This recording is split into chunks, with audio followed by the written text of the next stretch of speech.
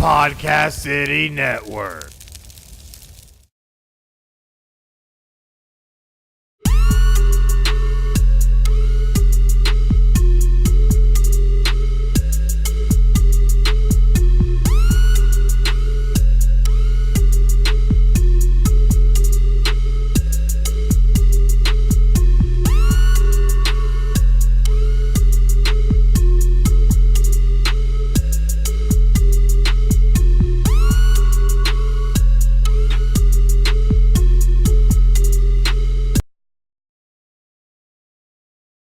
Hey guys, this is Chris with Final Score, and we are back for episode 1515. That's right. We're actually making waves here. And of course, I'm here with my amazing co-host, Craig. How you doing today, bud? Doing great, man. Excited for this show. Yeah, it's going to be a good one. We got a lot of stuff to talk about and or crap on, depending upon who you are. So we'll definitely see how things go. But to make sure that you keep up to date with all things that are Final Score, make sure that you follow us on Twitter at PCN Final Score and on Facebook at /PCN Final Score. And of course, we're on a bunch of different platforms like, boom, these ones, including Spotify, iHeartRadio, TuneIn, Podbean, Google Play Music, Stitcher, and of course, iTunes. And it's been pretty crazy. Yeah, and if you're listening rather than watching, just remember, search keyword Final Score, one word.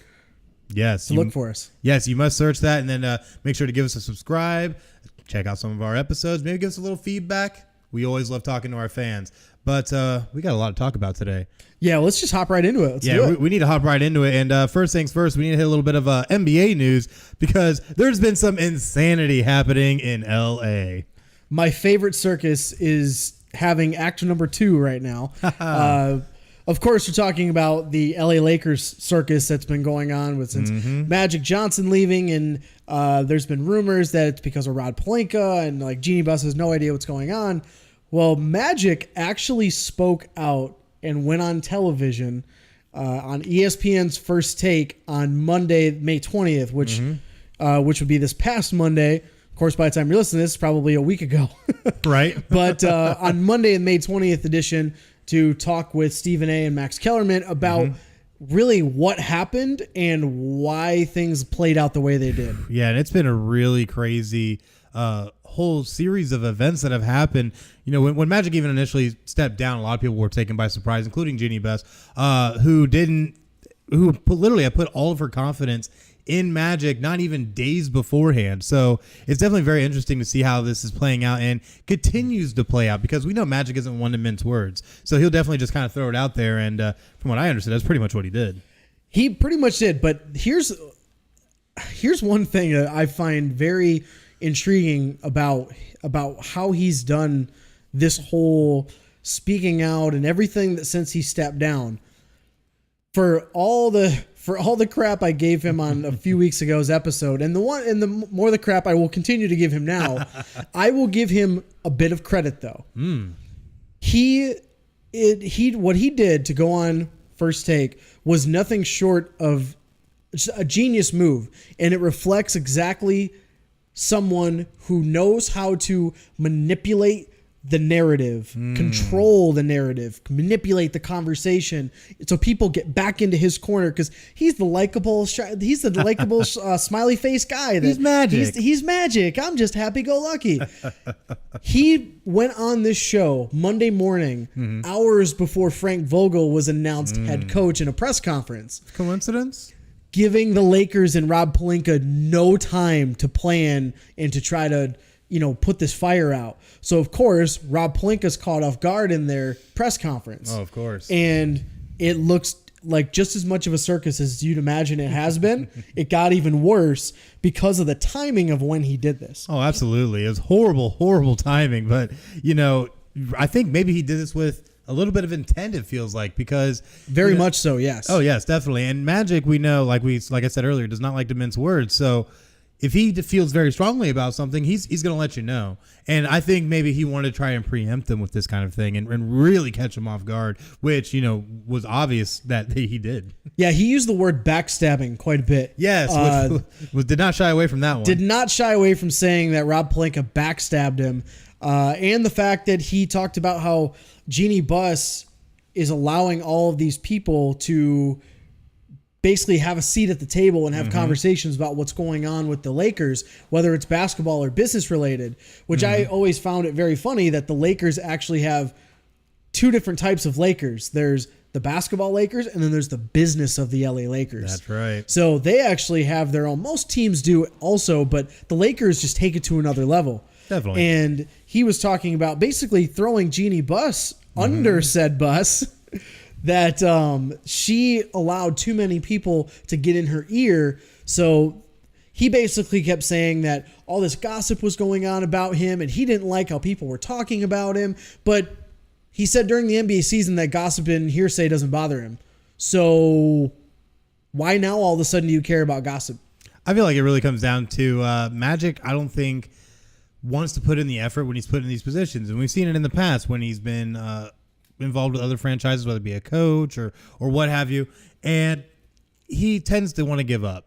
Now, obviously, he thought he was going to be kind of dealing with an easier situation. You're walking into L.A. where you have Lonzo Ball, who's an up-and-coming talent. You have LeBron, who came in, which is considered one of the best right now in the game, or at least Has some's been. opinion. He has been. I like the word has been in there. Anyways, but the thing I look at, though, is that he thought he's going to walk into an easier situation, something that would kind of just develop and take off on its own without much of his influence. And I think that's kind of what he was hoping for, but definitely not what happened.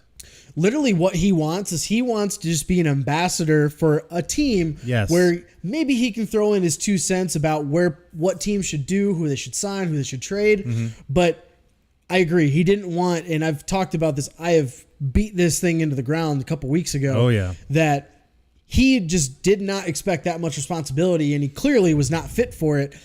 But this, to me, not only just, okay, yeah, you talk about backstabbing and you quit because you weren't having fun anymore.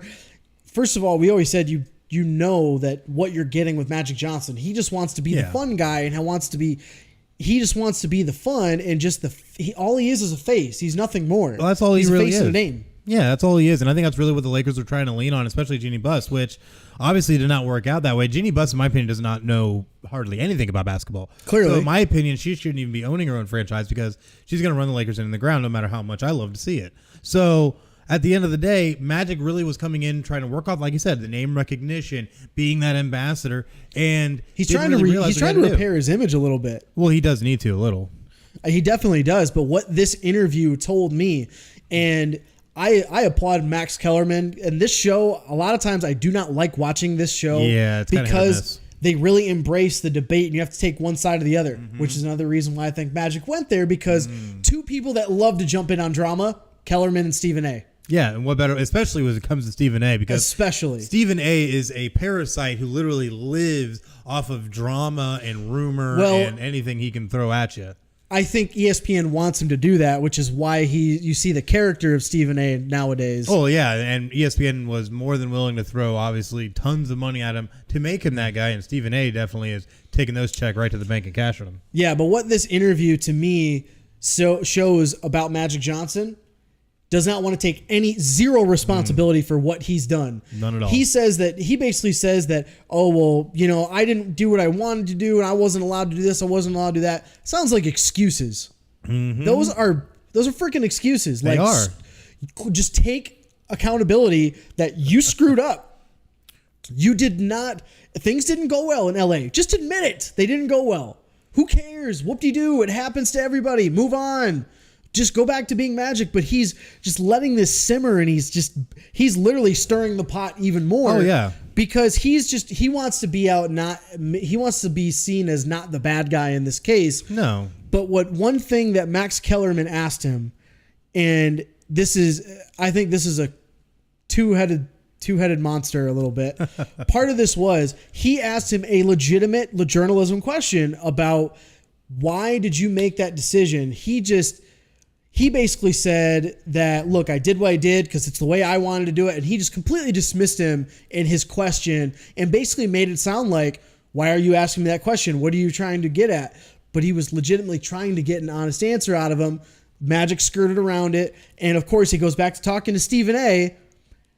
Not saying that there's a race card going on here, but he basically played it off with Max Kellerman that you shouldn't be asking me these questions. You're pointing these questions at me to try to make me look bad. Stephen A won't do that, so I'm going to keep talking to him instead. And that's what Magic's all about, is trying to make his image look the best that he can at all times. Whether it be at an interview or whether it be at a press conference, whether it be out in public, whether it's even behind closed doors. The man tries to keep a great self-image because he wants to be liked. He tries to be a likable guy. However, you have to understand that no matter what industry you're in, whether it's sports or otherwise, you're not going to be able to please everybody. That is a cold, hard fact. And the day that Magic can realize that is the day that maybe he can actually take a step into a front office role legitimately and do something. However, I never see that happening. And he's never doing that. Yeah, it's never going to happen. What he was talking about was he said he had no regret leaving the organization the way he did, which, of course, prompted Kellerman to ask about more, kind of pry into a little bit and try to figure out more what a journalism does. Or what a journalist does. Doesn't matter who that is. Stephen A does the same thing, but all the good journalists ask another question. Try to get some more out of it and find out what's really going on in the story. Yeah, you got to dig a little. You got to dig a little bit. Johnson basically he goes, I had to look inside myself and I had to do what was best for me. And, I think I did everything perfectly correct and I didn't do anything wrong. Dude. That's enough. Shut up. You're done. Just go away. Just go away for 4 months till NBA season starts up and then come back into the spotlight. Yeah, right. Just go away for a while. Yeah, for the love of God. for everybody's sake. For everyone's sake, please, Magic, just go away for a while. I just can't believe how much this has just devolved into insanity, it feels like. And I just honestly hope it gets worse because I don't like the Lakers franchise. I'm a Magic fan. Come on now. But at the end of the day, I think there's an alternative motive here. I think he's got an ulterior motive. And he made an offhand comment about it in First Take that, well, yeah, if Jeannie Buss would sell me the franchise, like, oh, yeah, I could control this or that. And, like, basically was saying that, like, he would love to buy the Lakers. I think what he's going to try to do, already what he's tried to do, is make Pelinka and Buss look so bad. And you know how they had such a great relationship, him and Buss? Apparently that's not the case anymore.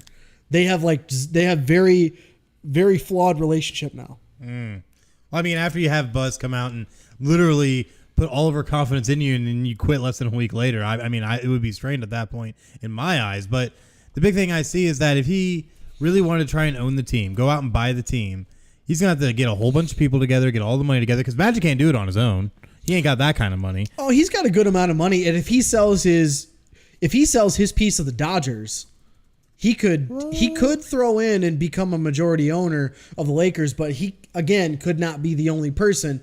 I don't think he has that kind of money accessible to purchase the Lakers, because you got to remember the Lakers are one of the top most valuable sports franchises in North America across all sports. Yeah, they're valued at roughly $3.7 billion. I think only the Knicks and Cowboys are higher than that. Yeah, I know the Cowboys are number one. Yeah, the Cowboys are number one, just Far because ahead. once you get Jerry World, that kind of put them over the top. But either way, though, I just don't. It's amazing. It's amazing what oil money does. It is amazing what oil money does. But I think if he were to sell his stake and then try and reinvest it into the Lakers, maybe it could work.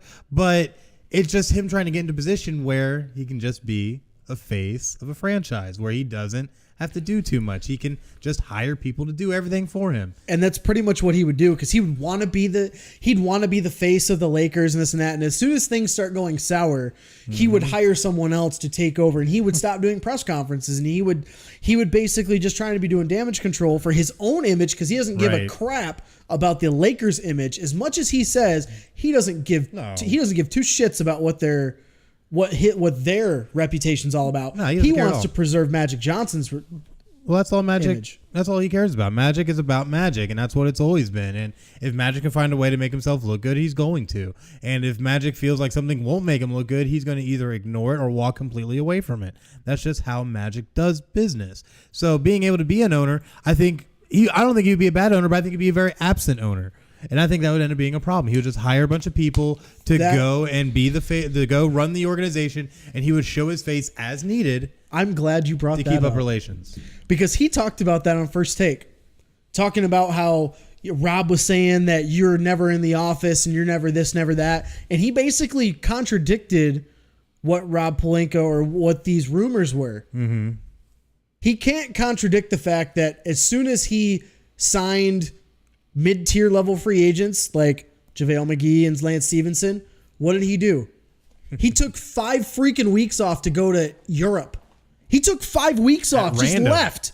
At random. Just because he wanted to, because that's the way Magic does things. Well, it's because he probably felt he did a good job and he deserved a vacation. Yeah, okay.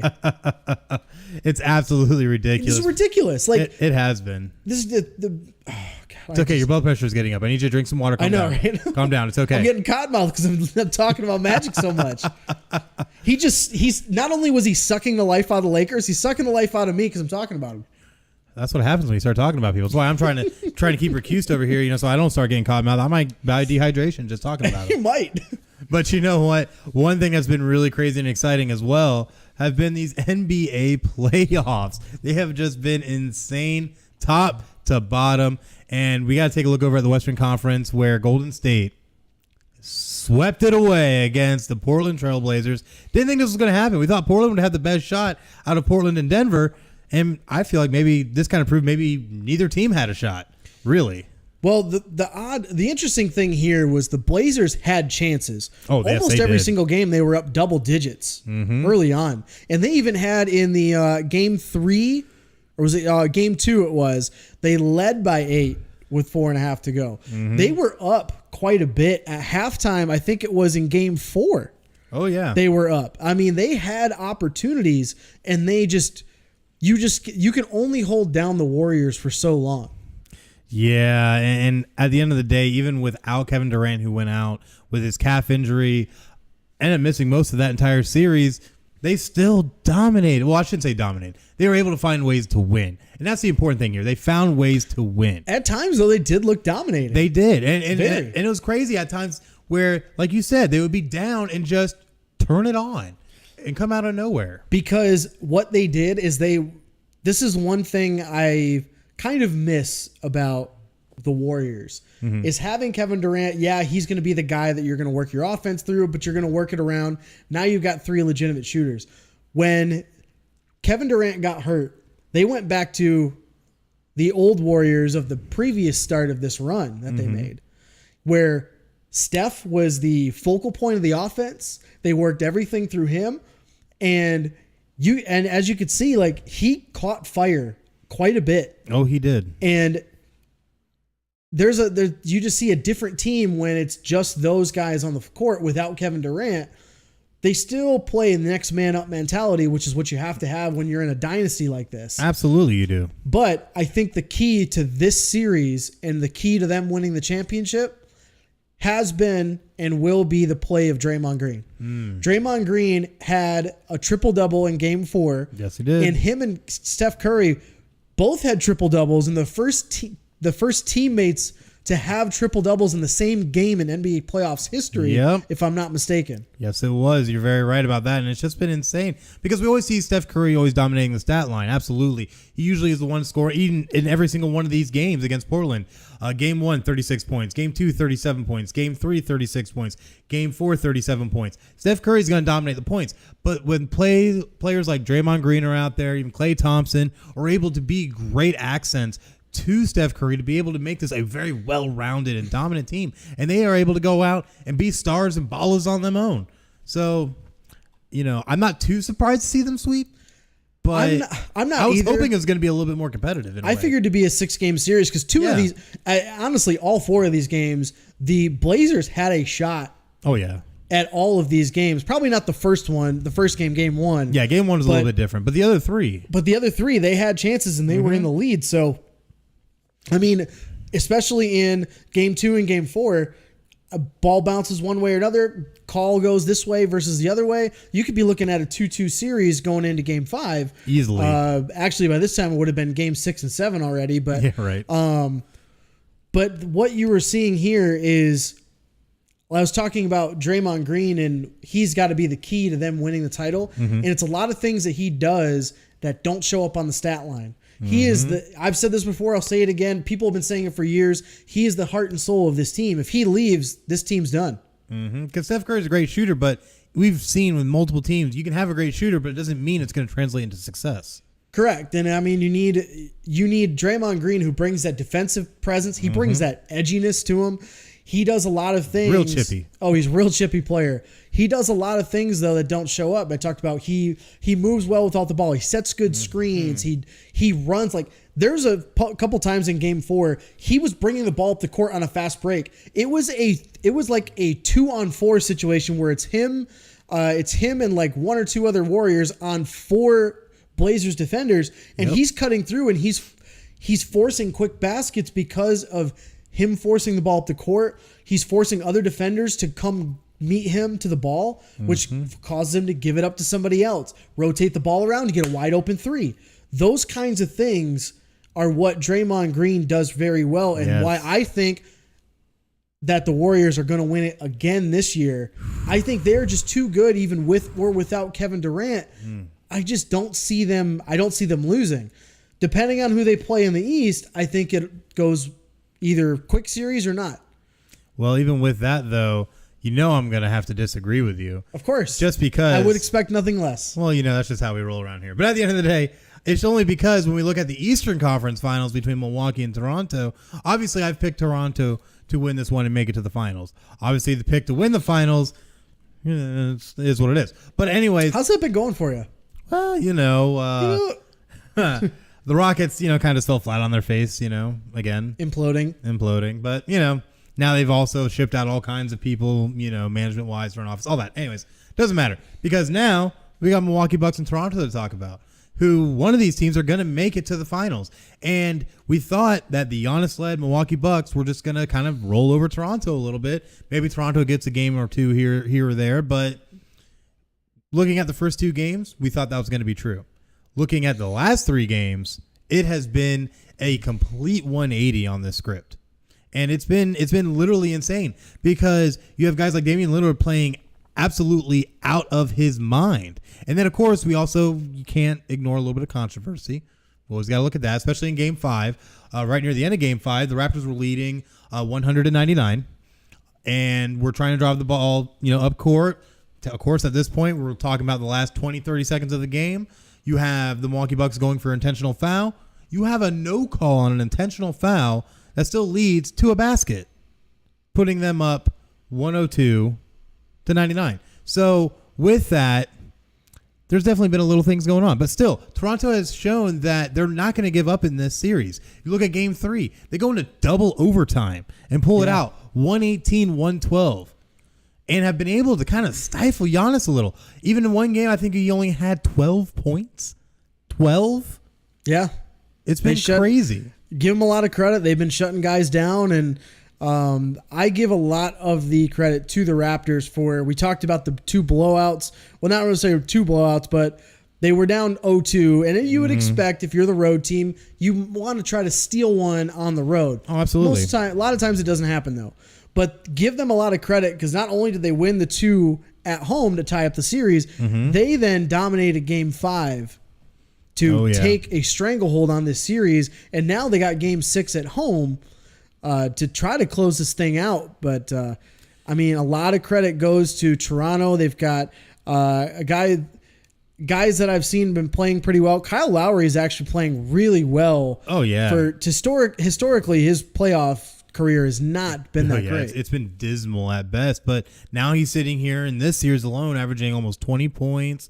He's been playing real strong, but getting minutes too. So he's been able to show everything he can do, especially defensively as well. And that's a big thing, is that a lot of these guys have been able to step up, whether it's been Kyle Lowry or Pascal Siakam or Norman Powell, been able to step up and play some good defense to be able to keep Giannis, who we thought arguably was going to be the player of this entire series. He's only been averaging 23 points a game. And that's kind of low for Giannis. So looking at that, they really got the turnaround on this. And maybe you know what it really comes down to? Maybe the Toronto Raptors have been watching FinalScore and have been noticing that I have been picking them to win this and rooting for them. Even if I kind of gave up on them after 2 games. But at the end of the day, though, here we are, and they got that 3-2 lead. Magic could happen. No pun intended. No pun intended. But I think one of the other guys on the Raptors, one of the other players on the Raptors that's really been stepping up and playing big. It doesn't show up a lot on the stat sheet. Again, kind of see a theme here. I kind of go off of that. But Fred VanVleet. He's been playing so well the last couple games. And over the series, he's averaging over 50% from three. That's huge. He's only averaging 8 points a game, but he gets, once he gets the ball at the 3-point line, if he's got an open shot, first of all, he's going to take it. Yes. And more than likely right now, he's going to make it. Like, he's been playing very, very well. You mentioned Norman Powell. He's only playing 24 minutes a game, but he's averaging 13 off the bench. He's been playing really well. I think it's the bench play of the Raptors that's really been carrying them throughout this series, especially in these last couple of games. I absolutely have to agree, because when you look at Milwaukee and their makeup, not that they aren't a good team, but a lot of it centers around Giannis. It's usually all about Giannis. And not that that's a bad approach. Giannis is a great player, but you can't just do everything through Giannis. And I think maybe that's what they did. Is they've been able to get Giannis off his game. He's not always playing tip-top. They've been able to defend him really well. And he's been having to kick it out a little bit more. And guys just haven't been able to step up to the level that they need to, at least in these last 3 games. Yeah, I give a lot of that credit to the Raptors and their defense. Because they have a game plan. They're sticking to it. They're letting other guys try to beat them. Chris Middleton led game 4 for Milwaukee with 30 points. And, like you said, they've held Giannis to 23 a game. But having that makeup of their team, if you look at how their team's made up, a lot of these guys are outside shooters or can shoot from the outside, which is what you have to surround Giannis with, because he can't shoot from the outside. No, he can't. He's got to be a guy. He's got to be able to drive the ball. He's got to work well in transition.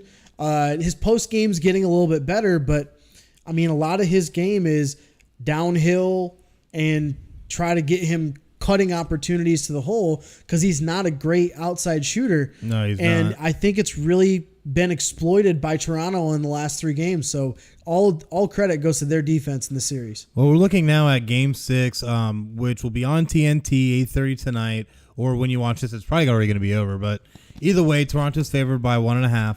You giving live updates today again? Well, we'll see what happens. See if I remember all the way through like last time. Yeah, anyways, like last time. But what is Milwaukee going to have to do to be able to stave off elimination and send this to a Game 7? They just really need their secondary guys to step up and play well. And I mean extremely well, especially being on the road. I'm looking at guys like Malcolm Brogdon, Chris Middleton, even Mirotic, who's got a, they picked him up, and he's got to play well. He's not shooting well from the outside.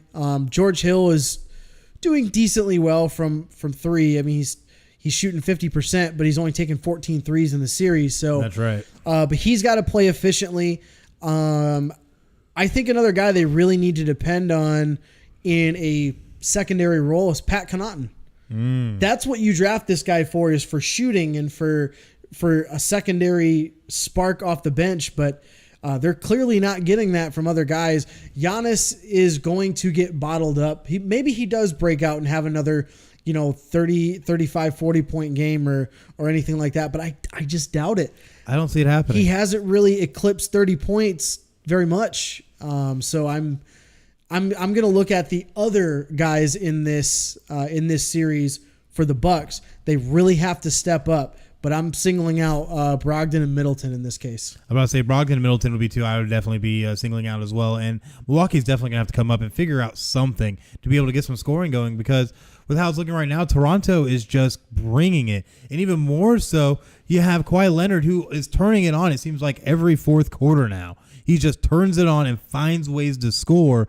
Even, did you see that insanity he had the other day where he caught the pass and just kind of hooked him back from where he's going to dish it out for the 3 and just kind of takes the basket himself? Stuff like that Kawhi Leonard just does in the fourth quarter to close out games. This is the kind of thing that Toronto was expecting when they traded for Kawhi Leonard. So, I mean, this is probably Toronto's best shot at a championship they've had in a long time, which is insane to think about, that all you basically did is you subbed out Kawhi Leonard and Danny Green to get DeMar DeRozan, and I think I remember there's somebody else involved in that trade too. But basically, you just took out 1 or 2 players, subbed in 2 other players, like two players on this roster, And then, of course, Marc Gasol getting him at the mid-season deadline, which was a plus. Definitely. But I think this is their best shot that Toronto has at not only making their first finals appearance ever, but getting to their first championship ever. I think if they meet the Warriors, I don't think they win the title, but I think they can steal a game, maybe two, maybe. I mean, going into this Eastern Conference Finals, we didn't really think Toronto had a real large chance against Milwaukee. And, even after the first two games, especially after, game 2 where the Bucks won 125-103, that was a 22-point deficit right there. That is demoralizing for a team. So for them to literally dig deep, go back to Toronto, gut out game 3 in double overtime, handle them in game 4, and then steal it in game 5. I mean, Toronto might have the makeup to not only be able to beat Milwaukee, but maybe actually be a challenge to Golden State. I think game 3 was the big turning point here because not only that game go into double overtime, that was the game for the Raptors. Not only did they know they had to win at home, you do not want to go down a 3-0-3 hole. No. But I think that game proved to them that they could beat this Milwaukee team. Because like you said, the first two games, they basically were getting manhandled. And on the first game was close, but it wasn't really close if you're watching the game. No, it really wasn't. But that game was the turnaround and proved to Toronto, proved to that team. And I give a lot of credit to Nick Nurse and the coaching staff too, because they rallied the troops. They basically told them that, you guys can still do this. We've got 2 games at home. We just got to protect home court. And then you can go into game 5, go on the road, steal one at Milwaukee. Now you get a chance to win it at home. So credit to those guys for turning it around, the coaching staff, the supporting cast, and of course, Kawhi Leonard, the Claw. He is the Claw, living up to his namesake. He really is, and it's been incredible to watch. And these NBA playoffs have also been extremely entertaining all the way through. So we'll definitely see how it all plays out. Definitely make sure you check out the game tonight. That is starting literally in 3 minutes. So by the time you see this, it's already happening or over. So definitely we'll see how it all works out. But switching gears a little bit, we're going to take a look at the NHL playoffs, which have been equally exciting and crazy. And a lot of surprises, top to bottom, from beginning to end. It has been something. And we're now looking down the barrel where we have our field set for the Stanley Cup. But before we get to that, we got to look at these Eastern and Western Conference Finals, which we did discuss last week about the Eastern Conference Finals, where the Boston Bruins ended up sweeping the Carolina Hurricanes in somewhat surprising fashion. But we look at the Western Conference Finals, and this ended up being a literal knockdown, drag out, even though it only took 6 games. I say only 6 games. That's crazy to say, but still was a knockdown, drag out, and surprising to some, maybe even to you. Very surprised. Very surprised that the St. Louis Blues took down the San Jose Sharks 4-2 after they closed out Game 6 and Game 5 in very dominating fashion to take this. They won Game 6 5-0. They won Game 5 5-0. Game 6 5-1. But I feel like maybe San Jose has a little bit of a disadvantage in this last game. They were, but part of this was because of injuries sustained in Game 5 and in Game 6. Game 5 was just this was really tough because they were missing 3 of their best players. Oh yeah, San Jose was missing 3 of their best players for Game 6. You're missing Joel Pavelski, Tomas Hertl, and Erik Karlsson. So Pavelski and Hertl were exiting previous Game 5 because of blows to the head in the first and third periods, respectively, and controversial hits to say the least. Yes, nothing was done about it. So the fact that you're already playing down 2 players that have been hit to the head and neck area, nothing was done. No penalties were called. No repercussions were done after the game. Nothing was done about it. Karlsson has been battling a growing injury for weeks. So the fact that they've had back-to-back 7-game series, you knew their time was going to run out at some point. You were just kind of hoping, if you're a Sharks fan, they had just enough magic to get to the final, so that way you could rest a little bit. Hope. But I mean, for the Sharks, all those injuries, yeah, that sucks. There should have been something done about it. Unfortunately, there wasn't. But there's no excuses when you score 2 goals in 3 games and you get your ass handed to you 5-0 and 5-1 in the last 2 games of that series. No excuse if you're the high scoring, high powered offense of the San Jose Sharks. Yeah. That goes all credit to the St. Louis Blues for their forecheck was insane. They Absolutely. were coming. They were literally almost playing basically a full court press in hockey for which you don't the whole see time. really For 60 minutes is insane. Yeah, they were literally just trying to bring it because I think maybe St. Louis literally, no puns intended, was tasting blood in the water, and they wanted to take out the Sharks fast. They want to take them out, get them out of the way so they could try and make it to the Stanley Cup.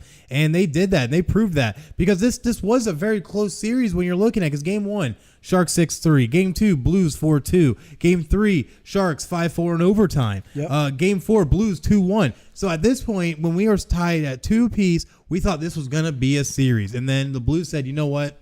We're done playing around. We're done. We're going to put the exclamation point on this, and we're going to end this now.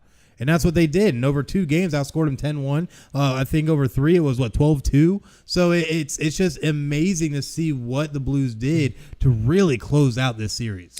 San Jose really shot themselves in the foot. I mean, when you've got they had 76 penalty minutes in total to St. Louis's 44 in the series.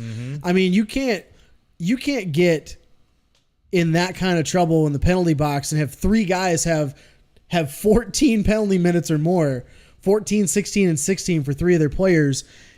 You can't get yourself into situations like that and be on the penalty kill.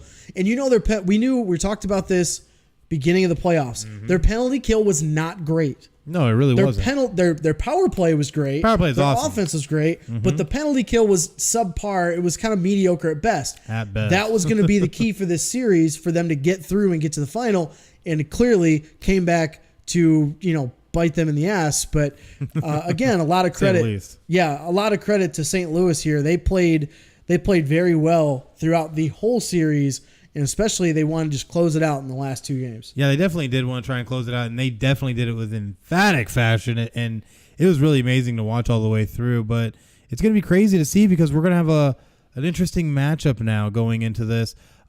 Where you're going to have the Boston Bruins and the St. Louis Blues. St. Louis Blues have not been to the final, to the Stanley Cup, I should say, since 1970. Been a long time. Yes, been a very, very long time, 49 years to be exact. So definitely going to be exciting. Look at you and your math. Well, it's part of my day job, so I got to do what I can. So at the end of the day, though, Boston, though, hasn't been since, the 2012-2013 season, I believe it was, when they lost 4-2 to the Chicago Blackhawks.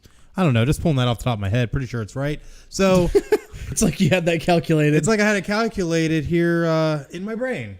So sure, not on my computer at all. So at the end of the day, though, it's going to be an interesting matchup. We're not seeing Pittsburgh back in the final. We're not seeing Washington back in the final. We're definitely not seeing one notable team in the final either.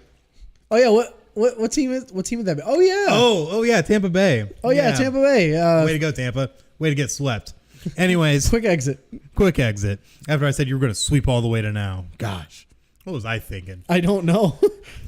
We'll say it's an off day. You can't shoot 100% all the time. Were you drunk that show? I don't know what you're talking about at all.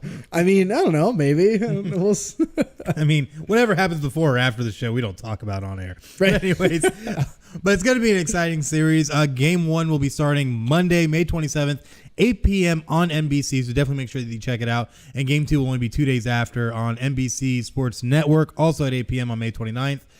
So who do you got taking this now? Both of our teams have been eliminated. Now we got to take a real hard look at this. So I think this is not going to be as close of a series as we expect. I think that while they're both playing very well, both playing very, very hot teams right now, tie goes to the hot goalie. The goalie that's playing the best right now, and that is Tuukka Rask. Tuukka Rask for the Boston Bruins has been playing the best hockey of any goalie in the playoffs this season. So I think because of that, and because not only does Boston have that highly touted front line, but they have got a lot of depth. Depth is what destroyed Carolina in that series and that sweep that they had. So their front lines weren't necessarily even carrying the weight of the series on their backs. The back lines were the ones that carried them offensively, at least. So Absolutely. I would probably give the edge to the Boston Bruins in this case. It'll probably go 6, but I think there. I wouldn't be surprised if this is like a 5-game series and just Boston just handles their business. You know, it's funny you say that because I was literally going to say that even though it's kind of a feel-good story with St. Louis making it back, it's been 49 years. You know, they played great, closed out these last 2 games in really dominating fashion. I feel like just because, not only because of the goalie, but because of the rest factor. Boston literally swept Carolina in 4 games. The Blues just had to battle out a 6-game series against a very physical Sharks team. So I feel that maybe rest is going to be on Boston's side. They're going to be a lot fresher of a team going into this. So it's always the old adage, rest versus rust. What do you usually I feel if you go over a week, rust might take effect. Like if you look at how college football, is sometimes they wait like a month, yeah, you have to wait on a month if you make the championship game to even play, and rust ends up taking factor. But in this, Boston only wrapped their series up less than a week ago. They're starting the next series on Monday. I feel that now they've been able to rehab, still get some good skate and practice time in to be able to make sure they're still good for the Stanley Cup. I have Boston taking this in 5, maybe even 4. I don't know about that. I do. I don't know about that. I would say just because of the fact that St. Louis, the way that they play, they're very physical. They get up in you. That's the way that you're going to defeat the Boston Bruins. You've got to get up in them, and you've got to be able to put pressure on them, which is something that St. Louis does very, very well. So that's why I say this goes to 6, maybe 5, but I think Boston's just going to have just enough to beat St. Louis, but St. Louis is going to make it tough on them. But I wouldn't be surprised if St. Louis really makes this a series. I mean, they have the potential to, but the thing I look at is that, like you said, they are a very physical team. How much do they have left after battling this hard 6-game series against San Jose? And that's the thing I look at, is that they had to put it all out there. Obviously, they ended up putting players out of the game, out of the series. So they put everything on the line for this. I don't know if they have enough to get back up for another series against a good team. The one thing that always helps, think of it like in college basketball, a team that is the underdog, but when they beat the highly touted, highly favored team, it's usually because they grit it out, they play solid defense, and they play physical. St. Louis plays physical. That's a good way to neutralize. You looked at what they did to the Sharks. Sharks are more of a finesse team. They definitely are. They're more of a finesse team. They can be physical, but it's more about their finesse and offensive play. It's more about how they play on offense, and you could see what they did to that type of a team. And usually physical teams like that, even if you're playing against an overmatched team, or if you're playing tired, or you're playing against a team that's got a lot of rest, physical teams, they know how to get up and play for games. And I think their physical nature matched with Boston's physical nature, it's going to be a really riveting series to watch going forward. And I wouldn't be surprised if St. Louis steals a couple, but I think ultimately Boston does take the series. Yeah, so I'm officially going to say Boston in 5, because I do feel the Blues have enough to at least get 1, but I am going to officially say 5. It's going to be 4-1. Boston hoists another trophy and enjoys it back in Boston to, apparently they're like a title town or something now. I don't know. They've got a bunch of titles across sports or something. Weren't they known for like beans or tea or something like that? I mean, I heard that they ended up being very uppity and threw a bunch of tea in a harbor once. Wow. Way to be a gracious host. Just saying. Right? but at the end of the day, definitely make sure that you catch it. Game 1 will be Monday again on NBC, 8 p.m. So definitely make sure that you check it out. It's going to be a very exciting series, I feel like, no matter how you look at it. So definitely make sure you catch that. But before we go to break, we do have one more thing we got to talk about. What's that? We have this event coming up. I think it's in a week what was it called? Oh yeah, something isn't it going to be a live show? Something live? Something live. Oh yeah, it was going to be this right here. That's right. Draft Day returns to City Limits Tap Room with special guests, us. Final Score, Chris and Craig coming down. They're going to be live at City Limits at 8 p.m. as they go live on Twitch at 8 p.m. So make sure that you come check it out. The event page is on Facebook, so go check it out at 2620 North Woodland Boulevard, D-Land, Florida. That's right, D-Land. D-Land on June 1st. Not Deadland? Not Deadland. It's not going to be dead that night. It's going to be real exciting. So definitely make sure that you come out. It is free to get in. We are giving away some prizes as well. So definitely make sure you come out and enjoy a great time with us. We're going to be taste testing beer, talking sports, and Everett Lee of the Everett Lee Show is going to be there. It's going to be a real exciting time. Yeah. Or this other guy, though, Chris Carnage, he might show up. I don't know if he's going to be there. He's a real Chris busy Carnage. guy. Oh, yeah. Yeah, he's a busy guy. You know, apparently he just puts on these sunglasses and things happen. So I don't know. We'll see what happens, but it's going to be exciting. So definitely make sure that you come down and join us. But for right now, make sure that you stay tuned because when we come back, we're going to be talking about some NFL news that's real exciting. Some craziness has been happening. So definitely make sure that you stay tuned. We'll be right back. The following support and sponsor Podcast City Network. City Limits Tap Room, sports bar in DeLand, Florida, has brew on tap, serve food, the grilled cheese is excellent. For upcoming events, check out City Limits Tap Room on Facebook.com/City Limits Tap Room. Atlantic Sounds has thousands of new and used vinyl records and CDs. If they don't have it, they can order it for you.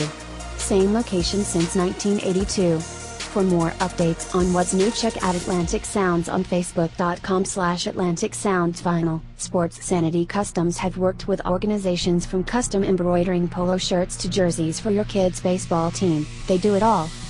Armed with state-of-the-art equipment and an in-house design team, they are equipped to take on your next project.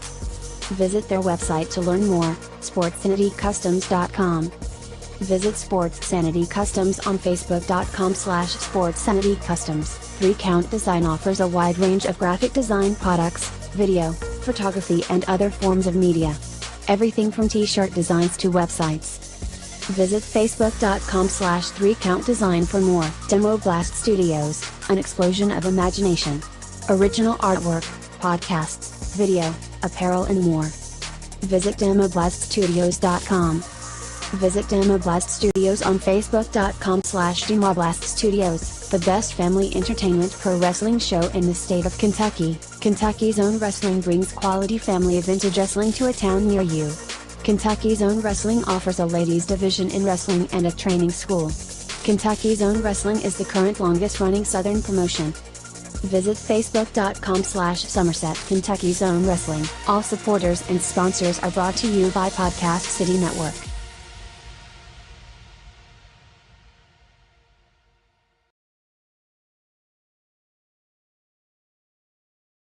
And we are back here on Final Score with Chris and Craig. And you know what? It's been really exciting. It's always good to have you here, bud. You been doing okay? You making it through this all right?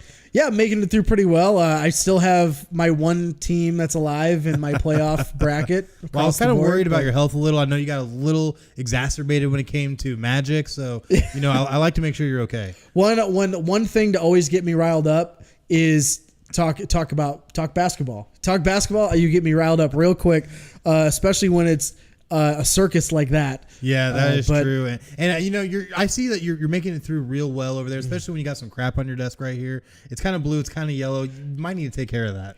But I'm balancing it out with a little bit of you over here with the Philly stuff here. Well, you know, Philly's always you've got that. What is that god awful? Not the UCF cup, but the same colors underneath that. What is that garbage? This you got like there? Penguins baseball jersey. That's for you a should hockey burn team. that. You should burn that. I mean, we could ritualistically burn it on air one time. Maybe you know what? Maybe Can we do should, that? We can do that next week. They're like, yeah, fire pit at City Limits. Let's do it On air. Can we do it on air? Is that allowed? We'll have to talk to the execs. I mean, yeah, we'll talk to the execs. Hold on a second. Oh, I'm getting a phone call. Yes, we want to burn a jersey on air. Okay, that sounds fine to me. Can I put Crosby on it? Okay, hold on. Crosby? Yeah. He says he wants to put Crosby on it. Yeah, I don't think that's an issue. I think it should be done. Yeah, it'll look real good on air. Okay, yeah, we'll do that. Awesome. All right, cool. Later. Yeah, he says it's cool. So we can do that, and it's going to be a great time. I can't wait. That was probably the greatest mini segment you've ever done. Can we have more of that? I mean, Can we do that? Can we do it later? I think that's. Oh my god. we'll definitely see what happens. This is the kind of stuff we deal with on finals. This is the kind of stuff we deal with on Final Score here. I mean, let's be glad Chris Carnage isn't here right now. But, oh man, he would. Yeah, it'll get a little wild. But very wild. But to talk about some wildness, we gotta shift gears to some NFL news. Yeah, speaking of wild. Yeah, speaking of wild, and we're gonna hit you hard right off the rip with Ezekiel Elliott. Ended up being detained. Now Ezekiel Elliott has already had his run-ins. This is the running back for the Cowboys. That guy.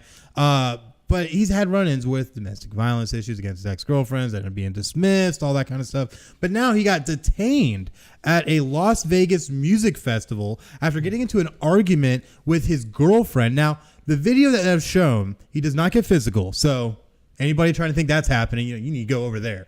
However, he was getting into an argument, kept pursuing her, got to the point where security got involved, and he ended up basically knocking a security guard over a holding barrier and ended up being not necessarily arrested, but was detained. Was put in handcuffs, ended up being later released, and everything ended up being okay. However, TMZ Sports got a hold of this, ran with it, and tried to act like Zeke's now back in domestic violence issues. So what is your take on this insanity that we have going on with Zeke? First of all, this happened at EDC Las Vegas, which I have attended. And look at you go. Stuff gets crazy there. And they don't actually, because it's Vegas and because it's that big music festival, they don't arrest people unless you do something very, very heinous. Yeah. They don't arrest you. They do exactly what they did here. A lot of times that's usually, it goes no more than that. That's just kind of it. I don't know what was going on because I haven't seen this video or haven't really heard more than what we've already talked about or what we talked about before the show. But I wouldn't be surprised if there was probably other guys involved, or maybe his girl was taking some drugs. I mean, there's a lot of drugs that go on in that kind of a place. I mean, you see people all over the place that are just, they're not on this earth. That wasn't you, Craig, now, was it? No, I don't condone that kind of stuff. This is family wholesome entertainment. I know. I don't do that, and I don't condone that kind of stuff. Okay, I'm just telling you. I literally go for the music, and people don't believe me. I'm serious. But, I mean, I wouldn't be surprised if usually if there's an argument, a lot of arguments I've seen at these kind of shows, like music festivals and all that, it's usually because somebody's hitting on his girl, and of course she likes it and he doesn't like it. They get in an argument. There you go. There's your argument. There's your domestic dispute. I don't really see too much into this just because there wasn't any. First of all, there wasn't any files charged. He wasn't actually arrested, and the video that you speak of doesn't show any kind of physical altercation. So I think there's no harm done here. Well, the thing I look at, Jerry Jones did come out and say that he doesn't believe the NFL is going to pursue it in any way, shape, or form. As it should not, because there's no evidence. Which I agree. I absolutely agree. I don't think anything should be pursued. However, we have seen NFL at times make some rash decisions and pursue things that don't need to be pursued, because with their conduct policy, with how they like to approach things, you don't have to necessarily be charged to have any type of it's a good point. Things levied against you on the NFL side. So I am kind of interested to see how this is going to work out. But if they're smart, they'll just let this one go. I know he's had his issues in the past, and he had his suspension. That was very notable. But I still don't feel this warrants anything, because even most that you see in the video, you do kind of see the guy get knocked over the barrier. But given a lot of emotions are high, people are in close proximity. This is a festival at the end of the day, so there's a lot of people. It could be it could be ruled as an accident very, very easily. So, and usually the NFL only pursues these kind of things where, like, making rash decisions, if you're working with the Patriots. So I mean, he doesn't work for the Patriots, so you're good. And he's working with Jerry Jones, and him and Jerry. Goodell and Jerry have a pretty good relationship. So basically, you got to be taping something or deflating something, or something like that. Deflating some balls and videotaping practices and all that kind of stuff. But yeah, I don't think they're really going to see anything come out of it, really. No, I don't think they will either, and I think it'll be for the best, because the NFL already has enough black eyes as it is. They don't need to be pursuing, go chasing waterfalls or whatever. Nice. No pun intended. No pun intended. I have a lot of those today. But anyways, moving on though, Reuben Foster, I don't know if you heard about this. Reuben Foster ended up going down in OTAs, having an air cast put on his leg, got taken for an MRI, find out torn ACL, out for the season. Man, he nor the Redskins can catch a break. No, they really can't. They really can't, because Reuben Foster, having basically been reinstated with the NFL earlier, this was what, a couple months ago? Just a couple months ago. And he gets picked up by the Redskins. Everybody's all excited that he's going to help bolster their defense, and the Redskins got a steal and tears his ACL in OTAs. Yep, right in OTAs, went right down. There were cameras there, so they did catch it, him being on the field, trying to attend to him. And like you said, they just can't catch a break. But you know who looks brilliant in all this? The 49ers. How so? Because Reuben Foster played for the 49ers. Yeah, but... And they let him go after all the domestic violence. Because they looked very boneheaded after all that got dismissed. He ended up not being suspended, anything. And you kind of let a talent like that walk. Now he has a torn ACL. So I think the 49ers so you kind of let you think out, Karma's at work here? I mean, it could be. You never know. I mean, I don't like to sit out and judge or throw accusations or prognostications or analytics or anything, because this isn't a sports show. But at the end of the day, I feel like the 49ers probably gave out a collective sigh of relief in a way. Here's a bigger question I'd like to ask. How often are we going to see this with even moderately big name players before? I know OTAs are technically voluntary. Yes, they are. How much more of this is going to happen before there's basically have zero participation outside of rookies? Because remember how many players they basically got, Tom Coughlin was one of them. He basically crapped on his own players because they didn't show up. Who else? Le'Veon Bell hasn't shown up. OBJ showed up for one day. And then went. This is an example why of these players don't go to OTAs, especially high profile guys like your Le'Veon, like your OBJ, and those kinds of guys, the veterans that don't go to OTAs that we don't really talk about because they're trying to avoid things like this. Well, the thing is, too, I feel like since you have a training camp period before you go into preseason, I feel like OTAs outside of rookies are kind of meaningless. You really don't need them, because most guys, if you're a professional getting paid millions of dollars to play in any sport, you're going to be staying on top of your physical shape at all times anyways in your off season. And that's what a lot of these guys are doing, is that they're training away. Even Tom Brady didn't show up to OTAs. You know what he's doing? He's working with N'Keal Harry and Julian Edelman out in a random field, getting some pass plays in with his daughter standing by the side. But, you know, at the end of the day, you don't have to go to OTAs to be able to get your work in. And I feel that maybe OTAs might become something of the past soon. For players' safety reasons, I would hope so. I think the rookies are the only ones that really should be involved in some kind of OTA. Oh, yeah. But even then, you see some that go down with injury. Josh Allen with the Jags. Perfect example. He got hurt. And they're keeping it very close to the chest in what they're doing with him. They're sitting him out basically indefinitely. Quinnen Williams, again, just within the last week, they're sitting him and taking it very slow with him. The only other people that really need any kind of OTA work is your offensive players, receivers and quarterbacks. They definitely need to get that timing down. So even if they do it by themselves in a different location, not affiliated with the team, I'm okay with that. But I think most other players, especially defensive players, it's not really necessary. I don't think it is. I don't think it's necessary at all, because you're kind of just leaving yourself open to injury. And that's the one thing you want to try and reduce as much as possible. Like you said, player safety is a largely growing concern every single year for one reason or another, whether it be something with kickoffs, punt returns, or helmet-to-helmet contact. Like even recently, the NFL is urging teams to stop doing the Oklahoma drill, which is a staple. I remember doing the Oklahoma drill, but now they're saying that it actually led to more concussions during training camp and OTAs. So they're trying to take these steps, but having OTAs altogether, I feel, is meaningless outside of rookies, which with rookies, you have to learn the playbooks, offensive and defensive. So, you know, there's a learning curve there. You have to get up to the speed. You have to get used to being in a professional franchise rather than just, you know, playing for a university. So with that, rookies could benefit. But even then, I think maybe the on-field time needs to be reduced even for them. Because with them, I think it's more film study, learning the playbook, doing all that, and then going out and just feeling it out rather than going hard. Some players also need technique work as well. That kind of stuff is where you run with drills and things like that. So I'm okay with it. But you're doing that kind of stuff during training camp anyways. So I feel why not just save it for training camp?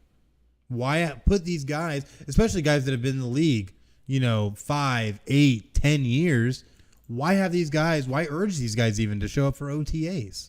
I completely agree, and that's why I said I think the only reason anyone should be at OTAs is if you're on a brand new team, you're trying to learn how that coach wants things to be run in practice, or wants to learn the playbook, or learn how they just want to run things in general in their regime. Rookies and maybe offensive players, skill players, quarterbacks, receivers. Oh, yeah. But even then, it would just be like a 7-on-7 drill kind of thing. Yeah, where you don't need linemen. There's not really a lot of contact. It's more just running and cutting. Yeah, especially with like linemen, offensive, defensive linemen. Your focus on the offseason should just be controlling your weight, whether it's go up or go down, and get stronger. Yeah, hit the weights. Hit the weights and work on your footwork. You don't need to do all these, because that's where you see a lot of guys go down with injuries when they're trying to, do these drills where, you're trying to bend around the corner and trying to, do those kinds of things. And that's what gets you. You take a step wrong and there you go. You blew out your knee. And it'll hit you hard. And that's what I feel. Because, I was an offensive lineman. I know what that was like, and all we had to focus on is making sure you don't eat too much or, too little. For me, they wanted me to gain weight. I was a small offensive lineman, but, whatever. You couldn't get lower than me though. So, and just hitting the weights as hard as you can so you can make sure that you can just jab a guy at the line. But like you said, 7-on-7 drills, perfectly fine. Getting guys, in there, getting them used to the offense, get used to the defense, get that timing. That's big. But if you're really concerned about player safety, OTAs definitely needs to be addressed. But talking about things that need to be addressed, the Tampa Bay Buccaneers decided to go and address their defensive line by releasing defensive tackle Gerald McCoy and signing defensive tackle Ndamukong Suh in the same week. What's your take on this? Did it in the same week. Well, I'm on the side of what are you doing? As far as if you're the Tampa Bay Buccaneers, if you're assuming that you are going to be contending for anything this year, which I don't think that's the case. If you are thinking that you're going to win, why not go with a guy who's been in the head of your defense, the head of your locker room for 9 seasons? Yeah, you've got him on the books for a couple more years. You want to save a few dollars? Where are you going to use that cap space? You going to go sign somebody else? Who are you going to sign? There's nobody out there left right now. I mean, right now there's not. Not really. No, there isn't. So what are you going to do with that cap space? You just trying to save money? You just trying to save money? Oh yeah, you saved maybe $3 million a year. Well, if he doesn't hit the incentives, it's 3 3/4. So keep that in mind. Okay, what's that going to be? One rookie? Maybe. It's a 7th rounder. Oh, I know. And looking at it too, with bringing on Suh, he signed his 1 year, $9.25 million deal, which can go up to $10 million with all the incentives. But looking at the trade-off, I do feel Suh in some ways might be a little better than McCoy. I mean, you know what? I like to be a prepared human. So let's bring up a graphic, and we're going to look at last season, the 2018 season between Ndamukong Suh and Gerald McCoy. Now, obviously, looking at it, McCoy did play 2 less games. McCoy only played 14 games versus Suh's 16, and then obviously Suh was in playoffs. But looking at the tackles alone, Suh had 59 tackles last season. McCoy had 28. Kind of a big thing when you look at that, because a lot of those tackles are coming from running backs that are trying to break through the line more times than not, or a scrambling quarterback. So looking at that, Suh was, I feel, able to be a little bit better of a run stopper in a lot of scenarios than McCoy was. However, McCoy could get to the quarterback better. He ended up with a couple more hits on him and ended up with, another sack and a half than Ndamukong Suh had, 4.5 to McCoy's 6. So, the numbers don't lie, and I feel it does show McCoy definitely can get to the quarterback. But the thing I look at, while McCoy is a great player, he was the great player on his defense. And Ndamukong Suh was on a defense full of great players. So I feel like it's a lot different scenarios when you're looking at Ndamukong Suh's playing next to Aaron Darnold and stuff. Or, you're looking down at all the DBs that they had, the linebackers. They were a stacked defense for those LA Rams that ended up going all the way to the Super Bowl. Now, obviously, they fell flat on their face, but they still held the Patriots to 13 points in one of the lowest scoring Super Bowls of all time. So definitely is a testament that he is still a good player with a high motor. But the question I have is if he turns that motor on all the time. And that's the thing I worry about with Sue. That's my argument, is the fact that, okay, now you're basically saying, is this an upgrade, downgrade, lateral move comparatively against the two? If you're looking at just 1 year, of course, they're pretty much identical as far as numbers are concerned. They're pretty much identical over the last couple of seasons. And you're basically saving $3 million, just over $3 million for 1 year. But McCoy was due another $10 million in 2020 with a $2.5 million roster bonus, almost $10.5 million in 2021 with another $2.5 million roster bonus. So your hits are about $12-13 million each year for the next 3 years. Sue, you're getting the 1 year. It's a 1 year prove it deal. But Sue, yes, they went in the same draft. Sue is a little bit older, but McCoy, as you said, that's been the leader of that defense.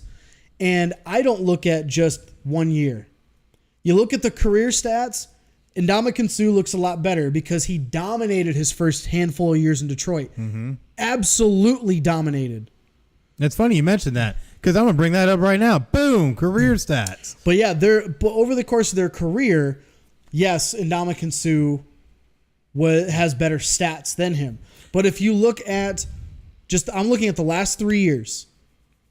Ndamukong Suh has now on his third separate team in 4 years. But I'm talking about the 3 previous seasons. He played 2 with Miami and then 1 with LA. Right. Over that course, he did play an average of all 16 games. And his stats look fairly similar to what Gerald McCoy's stats were. Oh, definitely. And what's crazy... Sue had 5 less sacks than Gerald McCoy, first and foremost. McCoy had more hits on the quarterback in the last 3 years. And they had the same amount of tackles for losses. They basically had the same amount of forced fumbles recovered. Sue got a few more pass deflections, but the idea is that McCoy has been doing it more consistently over the last few years.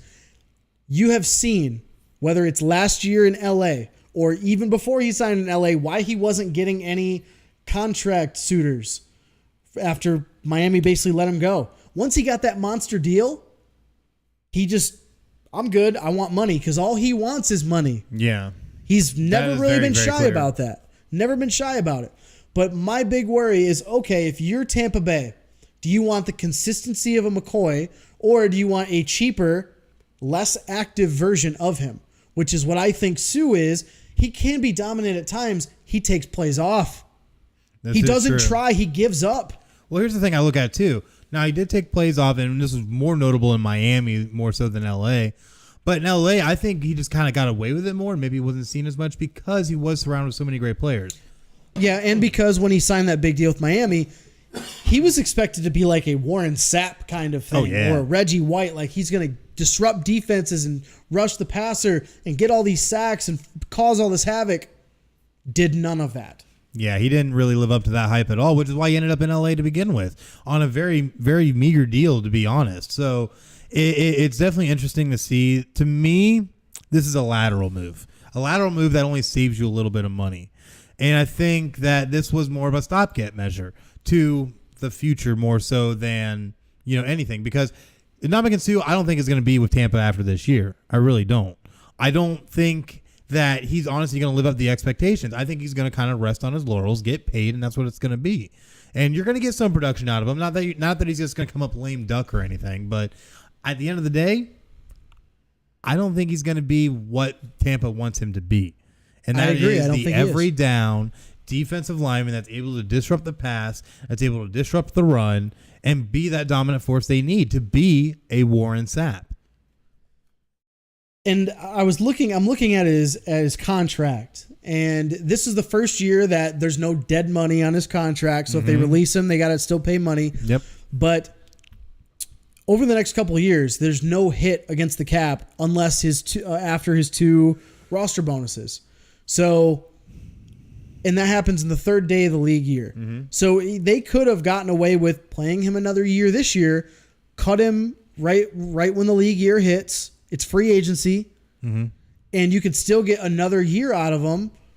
But I don't know. I don't know what. Well, it'll be interesting to see what they're playing at. Well, looking at their cap space, they only have like $13.5 million in cap space currently. So maybe that was a way to try and free up a little bit of something, maybe to try and make some kind of move somewhere. But looking at what the free agents that are available right now, there isn't a whole lot out there. There really isn't. So unless they have some kind of crazy plan that maybe involves a trade, I just don't see it happening. Unless maybe they want to trade Jameis Winston and get a better quarterback somehow. Is that on the table? Good luck with that. Nobody wants him. Yeah, I don't see anybody taking him. He'll end up being a glorified backup, which ends up becoming a glorified third stringer, who ends up going and stealing more crab legs from a grocery store nearby. So who knows? We'll see what happens. Yeah, it'll be interesting to see what they want to do, because you said they've got, what was it, $13 million in cap space? 13.4. And that's after the signing of Sue. So what are you really trying to save here? There's no big players that are, there's no big players that are going to be out there, like you said. But if they're trying to do this for the future, I mean, you've got a lot of other places you could cut cap instead of Gerald McCoy. Oh, yeah. And absolutely. I look at Jameis Winston as one of them. You're not going to do it this year because he's got dead money attached to him. Yep. But I think after this year, you could probably get rid of him. But I think what they might be trying to do is maybe try to set up for the next offseason. But it'll be interesting because maybe, like I said, I don't know we haven't seen too far in the future of what next year's free agency could potentially look like. But I mean, maybe they're tanking for Tua. Stop. Hashtag tanking for Tua. Stop. No, they're not doing that. I mean, someone's going to. Come on now. Someone's going to need a quarterback. And who better than Tampa Bay? Oh, my God. If they get Tua, all right. That ship has sailed. Another SEC, ACC quarterback coming on in. But to kind of backtrack a little to McCoy, now that he's a free agent, he's already taken a visit as of, I think it was yesterday, with the Cleveland Browns. He has more that are lined up. I think the next one will be with the Baltimore Ravens. Looking at this, there's going to be a lot of teams interested in his services and a lot of teams that need a good every down defensive lineman, and not just a good every down defensive lineman, but one that wants to win. Where is he going to go? Who's going to be the suitor for him? Well, multiple teams you mentioned are interested in his services. Browns, Bengals, Falcons, Patriots, Colts, Saints, to name a few. Mentioned how they already visited. But he says his quote in a recent interview was, "I want to win." That was flat out what it is. So based on the information that we have and the teams that we've seen, I'm gonna give you a rank of the worst fit to the best fit. All right, let's see it. So I think the worst fit here is the Bengals. Absolutely. Not necessarily just from money standpoint, because he's still going to want to get paid. And there's rumors that he could still make roughly about what he was just making, $13 million a year, anywhere easily between 11 and 13. But I think the Bengals are not a good fit. New coaching change. You're in the NFC. You're in the AFC North. You're probably not going to get out of that division. But not. I don't think the Bengals are the best fit for him there. Falcons are the next at the bottom of this list here. Falcons could be a good fit, but they were 7-9 last year. They didn't necessarily show any signs of any kind of an uptick.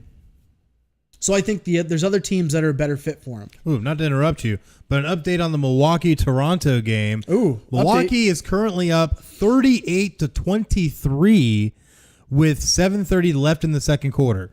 So definitely going to be very interesting what we see here. Definitely seeing a little change of personnel right now on the floor. Kyle Lowry just came into the game for Danny Green. Also saw Connaughton come in for Eric Bledsoe. So definitely going to see where we're going to go from here, but definitely stay tuned. We're going to have more updates. Go ahead and continue. 15, did you say? They're up by 15? They're up by 15. Up by 15. All right. Anyway, back to the best fit for McCoy. Bengals are at the bottom, then the Falcons, working my way up. The Colts I have as the next best fit here. So they're going to be my fifth best fit. Colts are really interesting because they did win the division, or they were up there in the AFC South with the Titans. That could be a very good fit, but I don't think it'd be the best for what he wants to win right now. I don't think there's enough tools not on that defense for him to succeed and play well. The Ravens are number 4. Which is who they visit with, who he's going to visit with next. Who he's visiting with next. I didn't initially have him on this list until we found out that he was actually visiting with them. So they're number 4 on my list. You just went out and signed. You got Earl Thomas. They did retool a little bit of that defense with some younger guys. They have what they think is going to be a winning formula. They won the AFC North. That could be a very good fit for him. So I wouldn't be surprised if he does end up going there. The Saints I have at number 3. The Saints are just coming off of that heartbreaking NFC title game loss. They're going to use that as motivation. But I think on that defense, there are some other skilled players there that could help.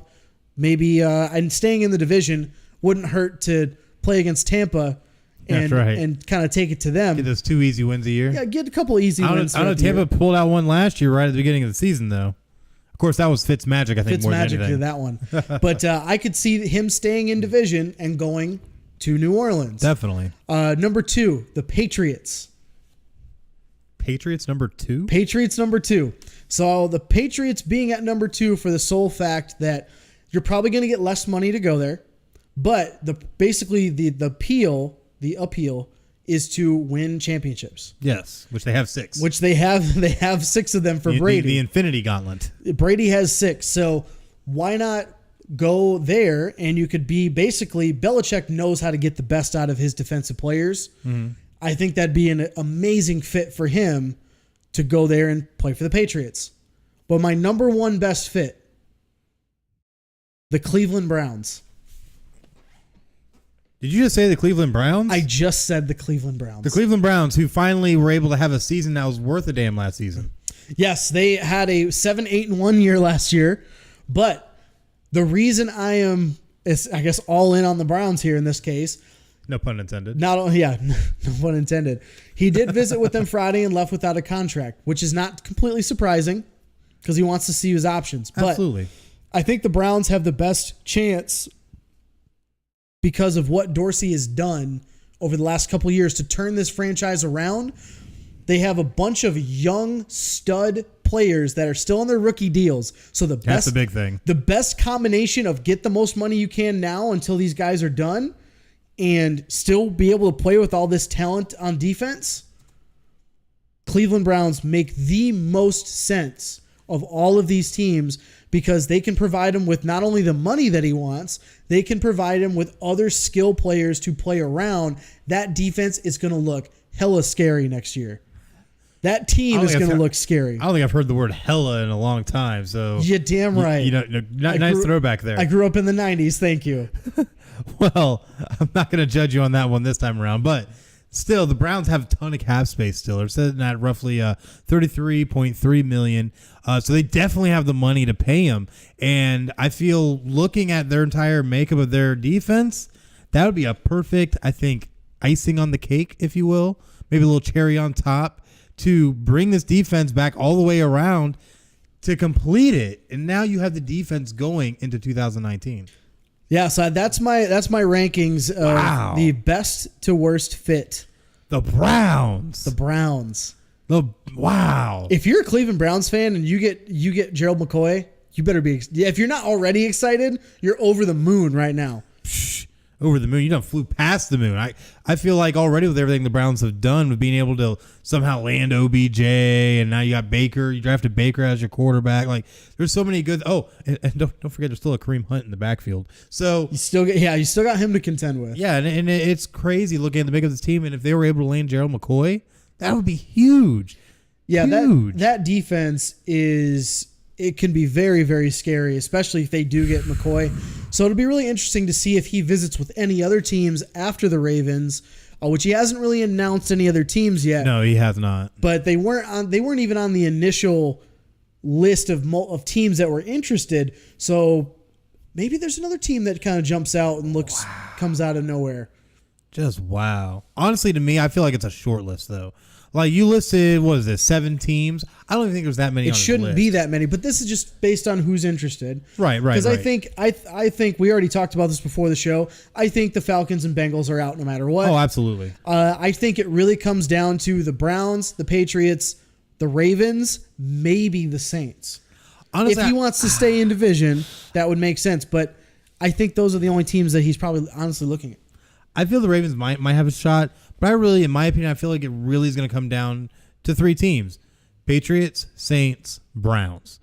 And maybe the Colts could make a play in there because they do need the defense, but they still have a lot of cap space. And they still have a ton of cap space, but I don't know if maybe that defense is long enough to make Gerald McCoy feel like he could be successful there, or quite as successful as he could be with some of these other teams. Their defensive coordinator got a lot out of that team for not having as much as what experts thought was talent.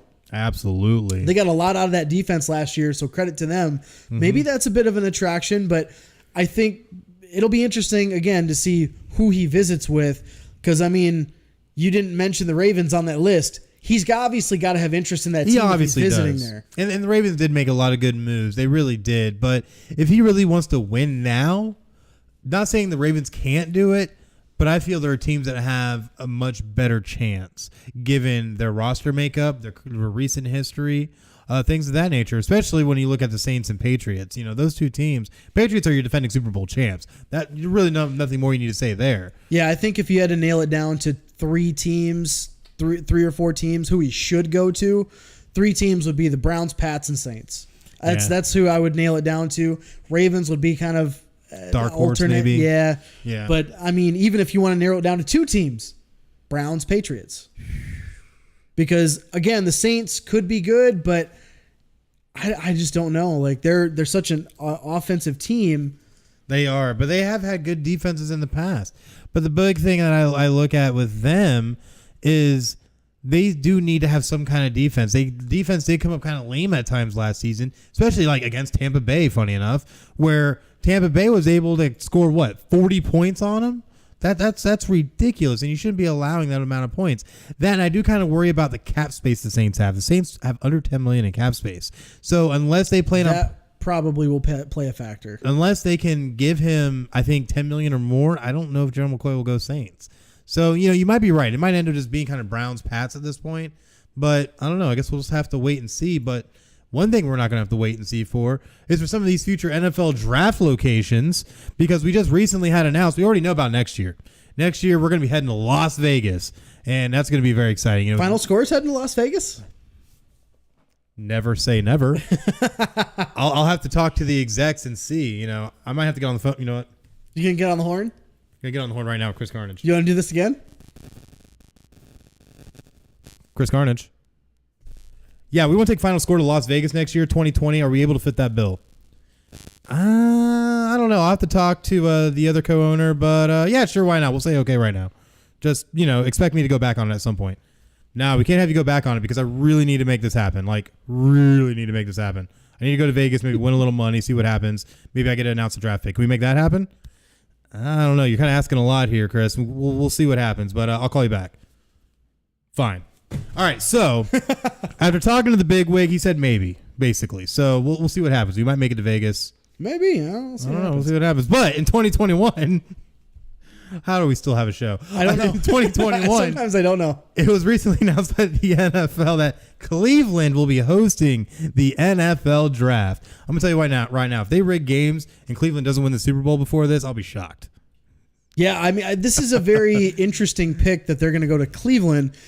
It's not that there's anything against it, but I mean, they went to Tennessee this past season, so I mean, Nashville is a destination. It is a little bit more of a destination. Cleveland's not necessarily a top tier destination.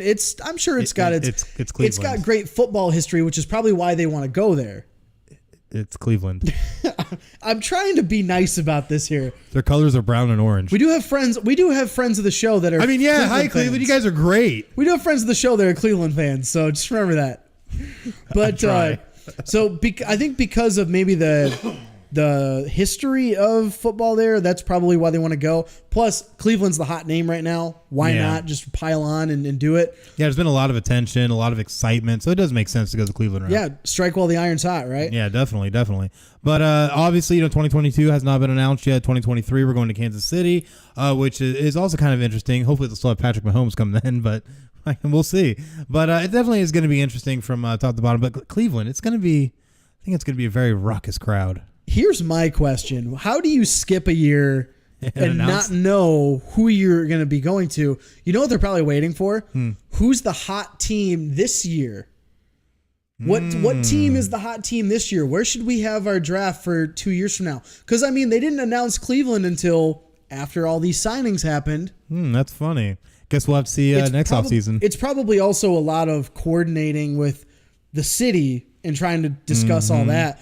But I wonder if they have a certain amount of bidding maybe that goes on with this too. I would imagine. Well, because I mean, the city of Nashville, they had to basically propose for them to come there. So, and if anybody watched this past year's draft, the amount of people that attended was just amazing, because you're looking out from the stage and you're just seeing blocks and blocks and blocks of NFL fans. Roger Goodell, if you get this, just saying, you know where you'd have the most fun for an NFL draft party? Tampa, Miami. Somewhere near us. Jacksonville was a logistical nightmare during the Super Bowl, so that's not happening ever again. Yeah, no, it definitely will never happen again. I'm a little hurt that you picked Cleveland and Kansas City before Detroit, but just, little upset about that. I think many would pick those over Detroit right now. But anyways, hey, shots fired. Sorry. Tampa? I mean, if the NFL, especially with the Super Bowl, is all about destination cities. Yeah, so Tampa and Miami just fall Florida's right into that. got like 4 of them. Hey, or you can even come to Orlando.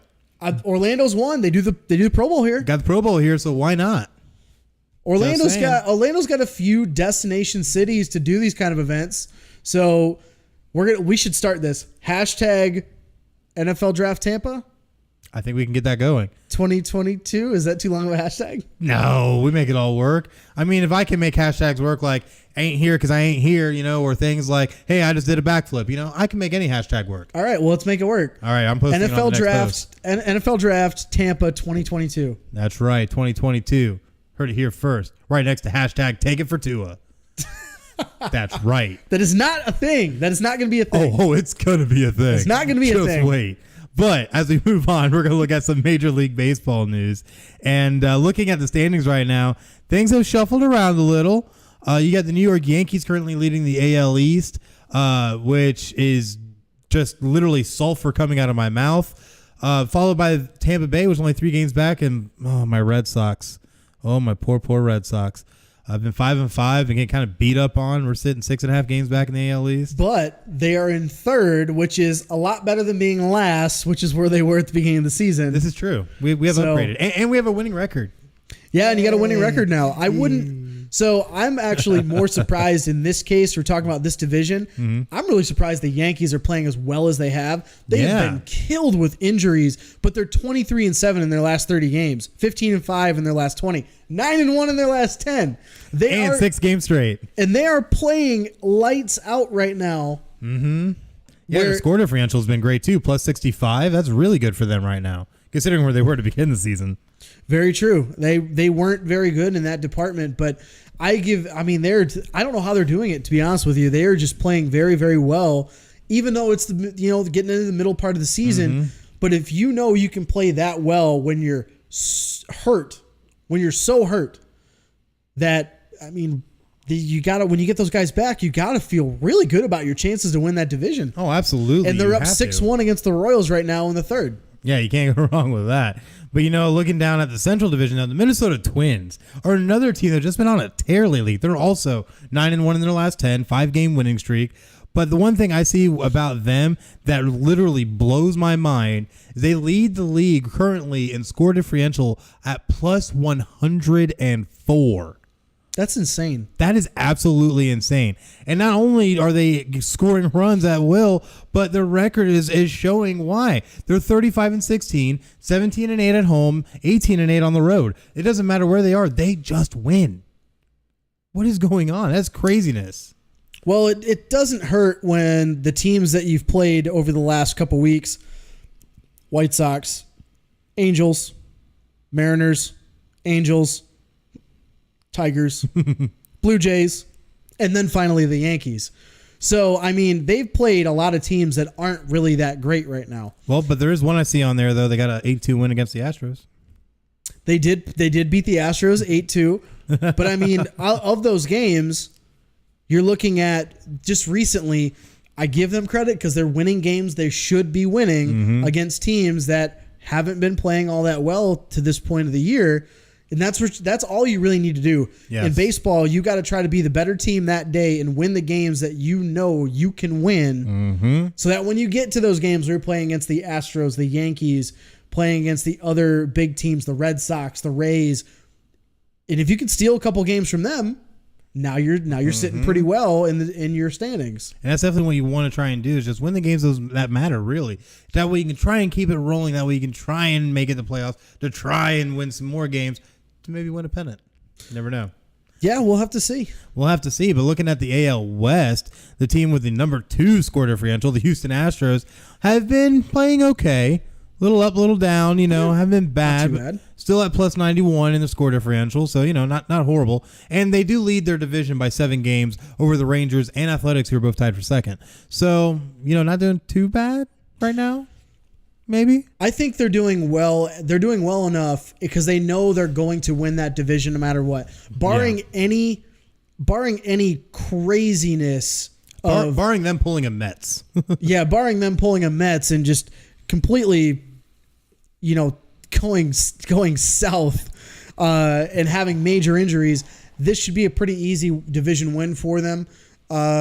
Seattle Mariners, it was fun while it lasted. Started the season so hot, and now they're at the bottom. You've lost 5 straight, and they're at the bottom of the division. Yeah, 2-8 in your last 10. It's been pretty dismal for the Mariners. But sorry, guys. I'm a little surprised that Texas, even though they're right around, all these teams are right around 500. Yeah. But the Texas Rangers at 25-23, sitting at second, not too shabby. This is partway of the year. Athletics, you would kind of expect to be in second, third, hovering right around, but they were kind of a really good story last year. Just like they are most of the time, they sneak in with the wild card. Oh yeah. But they're on an 8-game winning streak, so I mean they've been playing very well over the last stretch. Yeah, and we'll definitely see what they'll be able to pull off going forward. Let me just be able to get my English going today. And the big thing I look at, though, is that we're only about a third of the way through the season. We're only just over 50 games or so. So there's still a lot of baseball left. So a lot of things still could happen. But as we switch gears over to the National League, looking at the NL East, the Philadelphia Phillies are currently leading by 2 games over the Braves. Have been playing kind of spotty here and there, but did pick up some important wins recently. So maybe they can be able to keep the momentum going currently at 31-21. The Braves, though, like I said, still sitting there in second with the Mets not too far behind. But the one thing I do see here is the Nationals. The Nationals have kind of fallen way off. They really have. They've been really struggling this year, and you would have to imagine that at some point with this East Division being so stacked and highly touted as it was coming in the season, one of these 4 teams, the Phillies, Braves, Mets, Nats, one of these teams was going to have a down year for the others to succeed. Definitely. And this year, it's the Nationals, which is really interesting because Scherzer's still there. You still got Strasburg as your big 1-2 punch for pitchers. But they're just not playing well right now as a team. So yeah, you've kind of seen that, and now they fall 10, 11 games back of the lead.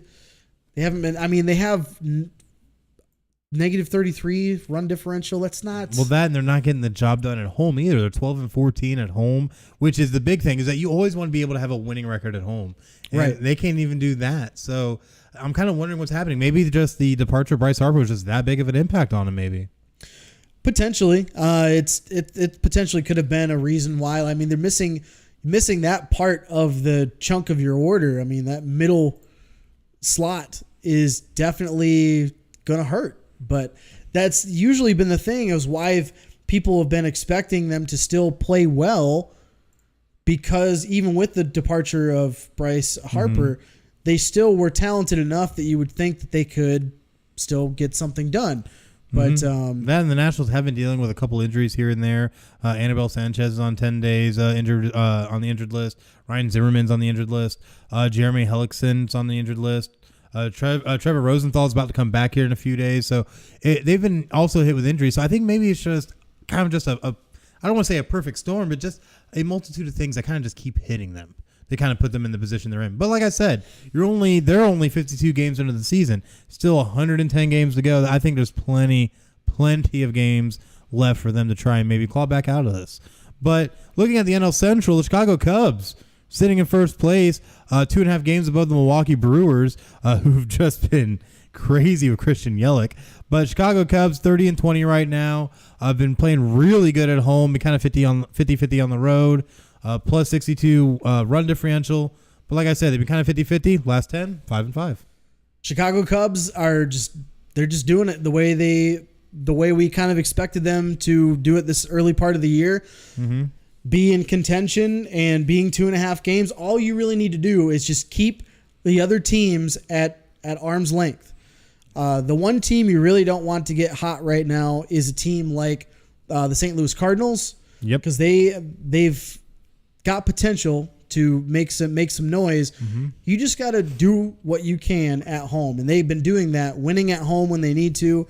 As long as you're 500 or better on the road, you're doing okay. Oh yeah. As along with winning at home. So, which they're 18-9 at home, so they're definitely getting it done there. Yeah, I've kind of just expected this from the Cubs this year. Is they're going to, they're just going to stay near the top and still. As long as they can keep the Brewers at bay, I think they'll be fine come playoff time. Well, honestly, looking at how close this division is the tightest division currently, where even your last place Cincinnati Reds are only 7.5 games out. So you're going to definitely have to make sure you can stay ahead of the Reds, Cardinals, Pirates, and Brewers to take this division. But again, we go back to the same thing we've been saying through this entire segment, is that we're only a third of the way through the season. So there's still plenty of time left. But definitely make sure you check back with Final Score as we bring you the rest of the season. But looking at the NL West, the Dodgers are leading by a nice 5.5 games, which is not too bad for them. But 7-3 their last 10, been getting it done all the way around. But the San Diego Padres have been trying to knit back up, but they just keep letting up runs. Their bullpen has been a huge hurt for the Padres with a -1 run differential, even though they're sitting second. And funny enough, the Arizona Diamondbacks, who were right behind them, one game back, have a +45 run differential. So I think that definitely goes to show San Diego's been definitely struggling when it comes to pitching the ball and letting up these runs. I'm really surprised about the Padres here. They've been playing very well just on the road. They're 14-10 on the road. They've been playing 500 at home. But they've been playing just enough solid baseball to be winning. So they are, even though they're right around 500, they're winning games against teams that are under 500. And they're as long as you can just keep just keep close enough. Mm-hmm. You're not going to win this division, because the Dodgers are just too good. They're too good, and we just knew that. Especially in the long haul. Yeah, we knew that going into the season. So I'm really surprised, though, that the Padres are playing as well as they have, and maybe that's a testament to, the big offseason signing. Oh, yes. Most definitely it could be. But definitely it's going to be a very interesting season, so definitely make sure that you stay tuned to Final Score over the course of the season as we bring you more updates and news. But looking at some of our best of the week, what do you got going on for your best of the week? My best of the week is going to be a little unconventional. It's going to be a little different. Okay. So I'm not going to go with a team or a player that's... Actually, quick update before you get to that. Yes, go ahead. We are now at halftime with the Milwaukee Bucks and Toronto Raptors, where the Milwaukee Bucks are now up 50-44. Only a 6-game differential now, or a 6-point differential now. So definitely going to be interesting. Toronto only scored 18 points in the first quarter versus Milwaukee's 31. So I think that might be a little bit tale of what might be going on with this game, but still very close, and we'll definitely bring you more as the night wears on. But back to your best of the week. Yeah, Toronto's just got to shoot better. That's the big thing. I mean, when you're down 6 points, you only score 18 in the first quarter. That's a little bit of Milwaukee's defense, but I think it's also poor shooting on their part as well for the first half. Definitely. But as far as best of the week for Major League Baseball, I'm not going to go with a player or a certain team. Mine's actually going to be a player that has not even played a single game in the Major League Baseball. No? Who you got? My best of the week goes with former Atlanta Braves first-round pick Carter Stewart, who was drafted 8th overall by the Atlanta Braves in the 2018 draft. He turned down the offer made by the Atlanta Braves and is choosing to play in Japan instead. So here's why this is my best of the week. Carter Stewart was on track for the standard minor league path until he had a wrist injury. And then the Braves lowered their bonus offer to well below where he was drafted. Usually they have, like the NFL, right, you have certain expectations for your contract, bonuses, things like that. He had a wrist injury while he was still playing, and the Braves lowered their offer for his bonus. He then declined that bonus and then opted to, instead of go back to like a junior college and re-enter next year, his draft stock can only go down from here. Because he was at 8. He was projected as like the 39th or 40th best prospect in next year's draft. He signs with Scott Boras, who's one of the best agents out there for Major League Baseball. He signs with a team in the Pacific League, which had names like Ichiro, and that's where he came up. But it's the most famous league in Japan. And he signed with the Fukuoka SoftBank Hawks. Fukuoka. I don't know. I'm just taking a stab. I was going to say, Jake should look that up. No. Fukuoka? We're going to butcher this to the point where This somebody's is going to get terrible. mad at us. So This is terrible. Anyway, he signs with the SoftBank Hawks of the Pacific League. 6-year deal worth more than $7 million. So he's going to roughly make about $1 million a year, but that number could go sky high based on his incentives. So if he does hit certain incentives, he can make quite a bit of money, and then still, once his contract is up, he's still going to be, I believe, 25 or 26 years old by the time, 25 years old, with no international free agent restrictions coming back, and then he could come back to the end and to the Major League Baseball and make a lot of money. But the reason I picked this as the best of the week, he's bucking the trend, and you notice that Kyler Murray did the same thing, opted to go somewhere else to make more money in the long run than with Major League Baseball. The regular track of a draft pick that goes through the minor leagues, they don't always you never make the big leagues in your first year or two, unless you're a Vlad Guerrero Jr. or somebody of the like. Usually you spend a couple years in the minors, work your way up, and then you hit the big leagues. And then even then you're working on a minimal contract until you can actually get paid maybe 5-6 years down the road. So instead of sitting around for the next at least 3 years of his life, traveling through a bus to other games, making less than $20,000 a year as a baseball player, he's going to play for a team that has won 4 of the last 5 Japanese Series championships. And it's just for the phonetics so we can make sure we get it right. Yes. Fukuoka SoftBank Hawks. Yes. The Fukuoka SoftBank Hawks. And honestly, I think it's a brilliant move because, like you said, he's going to buck the trend. He's going to get paid. Because that's the biggest thing, is his deal is worth about $7 million. Yep. So that's way better than muddling around on a minor league team making barely enough to pay your rent. A lot of times you don't. You have to live with other players and other things and you have to live in poverty, essentially. Yeah. Being a minor league baseball player. Like you're in college or something. Like you're in college or something. Weird. But by foregoing that and going to Japan, He's still going to start in the minor leagues there, but he's already going to sign a deal that's going to pay him X amount of dollars no matter what. Right. But he could make a lot more than that. But this begs the question, in the big elephant in the room for minor league baseball is, how can you prevent this kind of thing from happening in the future?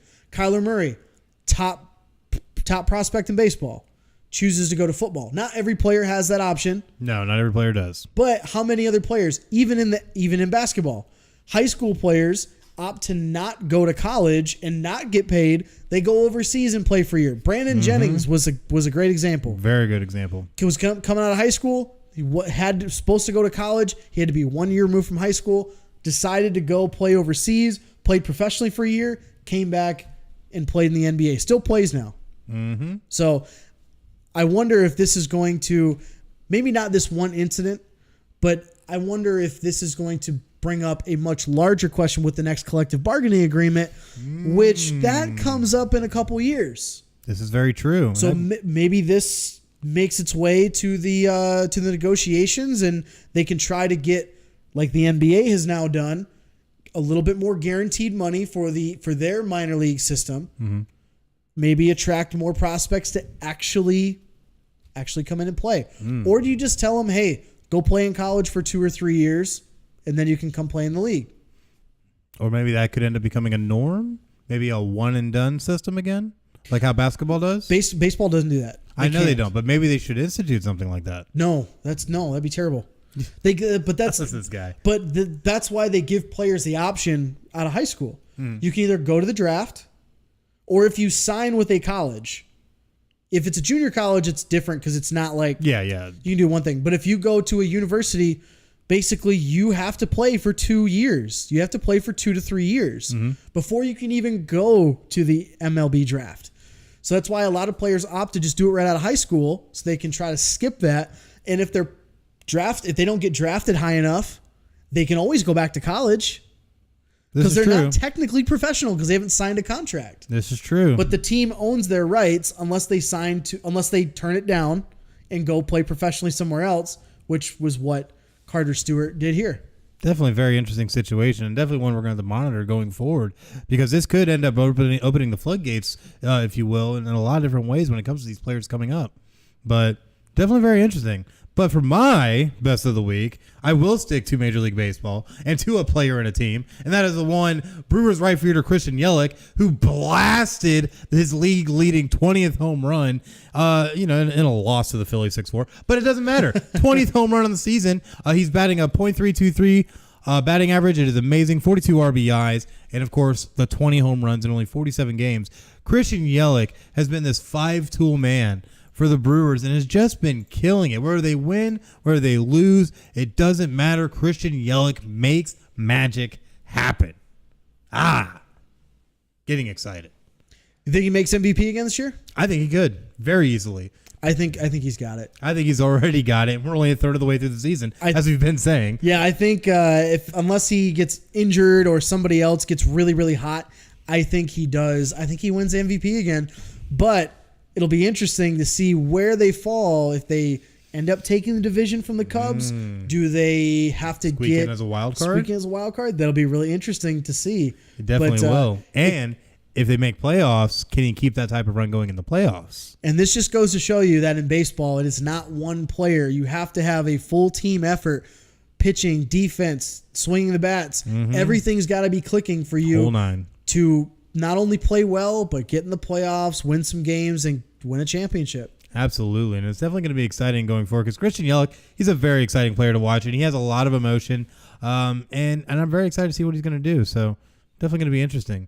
But changing gears a little bit, we got to take a little trip down memory lane, a little bit of history lesson for y'all, and that is our this date in history, because on May 25th, 1965, we had the extremely infamous Muhammad Ali versus Sonny Liston fight for the WBC heavyweight title, where Muhammad Ali heroically knocks out Sonny Liston in the first round, which gave us one of the most infamous pictures of Muhammad Ali ever, of him standing over Sonny Liston. Infamous? Infamous. You mean iconic? Iconic. amazing, heroic, infamous and iconic are two different words. memorable, amazing. Dennis Rodman was infamous. Charles Barkley was infamous. Well, yeah, but if you also wrestled The Undertaker back in 2003, you were infamous. So, just saying. But at the end of the day, Muhammad Ali knocked out Sonny Liston, and literally is one of the most amazing pictures of Muhammad Ali that anybody has probably seen at this point. Is him standing over in triumph over Sonny Liston after knocking him out. That fight had took place in Lewiston, Maine, May 25th of 1965. Was that 54 years ago? Probably the last major fight ever done in Maine. Might have been one of the only. But the big thing is, though, is that this was really a very huge turning point, especially for boxing. Going in, Muhammad Ali was 20-0, the current WBC heavyweight champ. Had already fought Sonny Liston when he was still, oh my goodness, what was the name he used to go by? I can't even remember now. You got me. You got me. I'm just sitting here just listening. I'm like a kid at story time right now. Sit down, lads, and watch as I school you on some stuff. But no, Muhammad Ali, he's been always an amazing fighter, and he always Cassius Clay, there it was. I knew I remember it. He was going by Cassius Clay the first time they fought in February of 1965, and then after being dubbed with his new name, Muhammad Ali, by the Islam Brotherhood at that point, their leader. Ended up going into this fight. So definitely very interesting. But this has been so iconic. So this was his first fight as Muhammad Ali. This was one of his first fights as Muhammad Ali, and ended up taking it and moving to 21-0. And at that point, 17 knockouts. So it just amazing to see these kinds of things. And man, 54 years ago that happened. Yeah, that's it's quite a long time ago. Definitely is quite a long time ago. It's amazing. It's amazing to look back on some of these things that we have in this segment, because we got to pick one every week. Yes. And just could you imagine a guy like Muhammad Ali today? Oh, I mean, it's different now because boxing is not what boxing used to be. Now it's MMA essentially. But imagine if they had Muhammad Ali versus Floyd Money Mayweather. Or even Muhammad Ali versus Conor McGregor. There you go. The battle of the big mouths. Stop. Come on. It was all Louisville lips. Come on now. Yes, people actually called Muhammad Ali. That was his nickname. But I would much rather. I actually wouldn't want to see. Well, Muhammad Ali and Mayweather wouldn't be able to fight anyway. They're two different weight classes. Well, that's just true. Muhammad Ali outweighs I would money have by a good deal. I would have loved to see Ali Tyson. Both of them in their primes. Man. Yeah, who wins? Who wins, Ali or Tyson? Oh, that is so hard. Oh, that's so hard to say. Honestly, I think I'd have to take Ali. I think it's Tyson. It's not even close. Ooh. I love Muhammad Ali. He's been one of my favorite athletes just to learn about growing up. But Tyson, bro. Yeah. Yes, Ali's going to dance around him. But I think Ali could get into his head, and I think that'd be the big thing. But he could. Tyson just needs to get a hold of you once. What, bite that ear? That was late in his career, all right.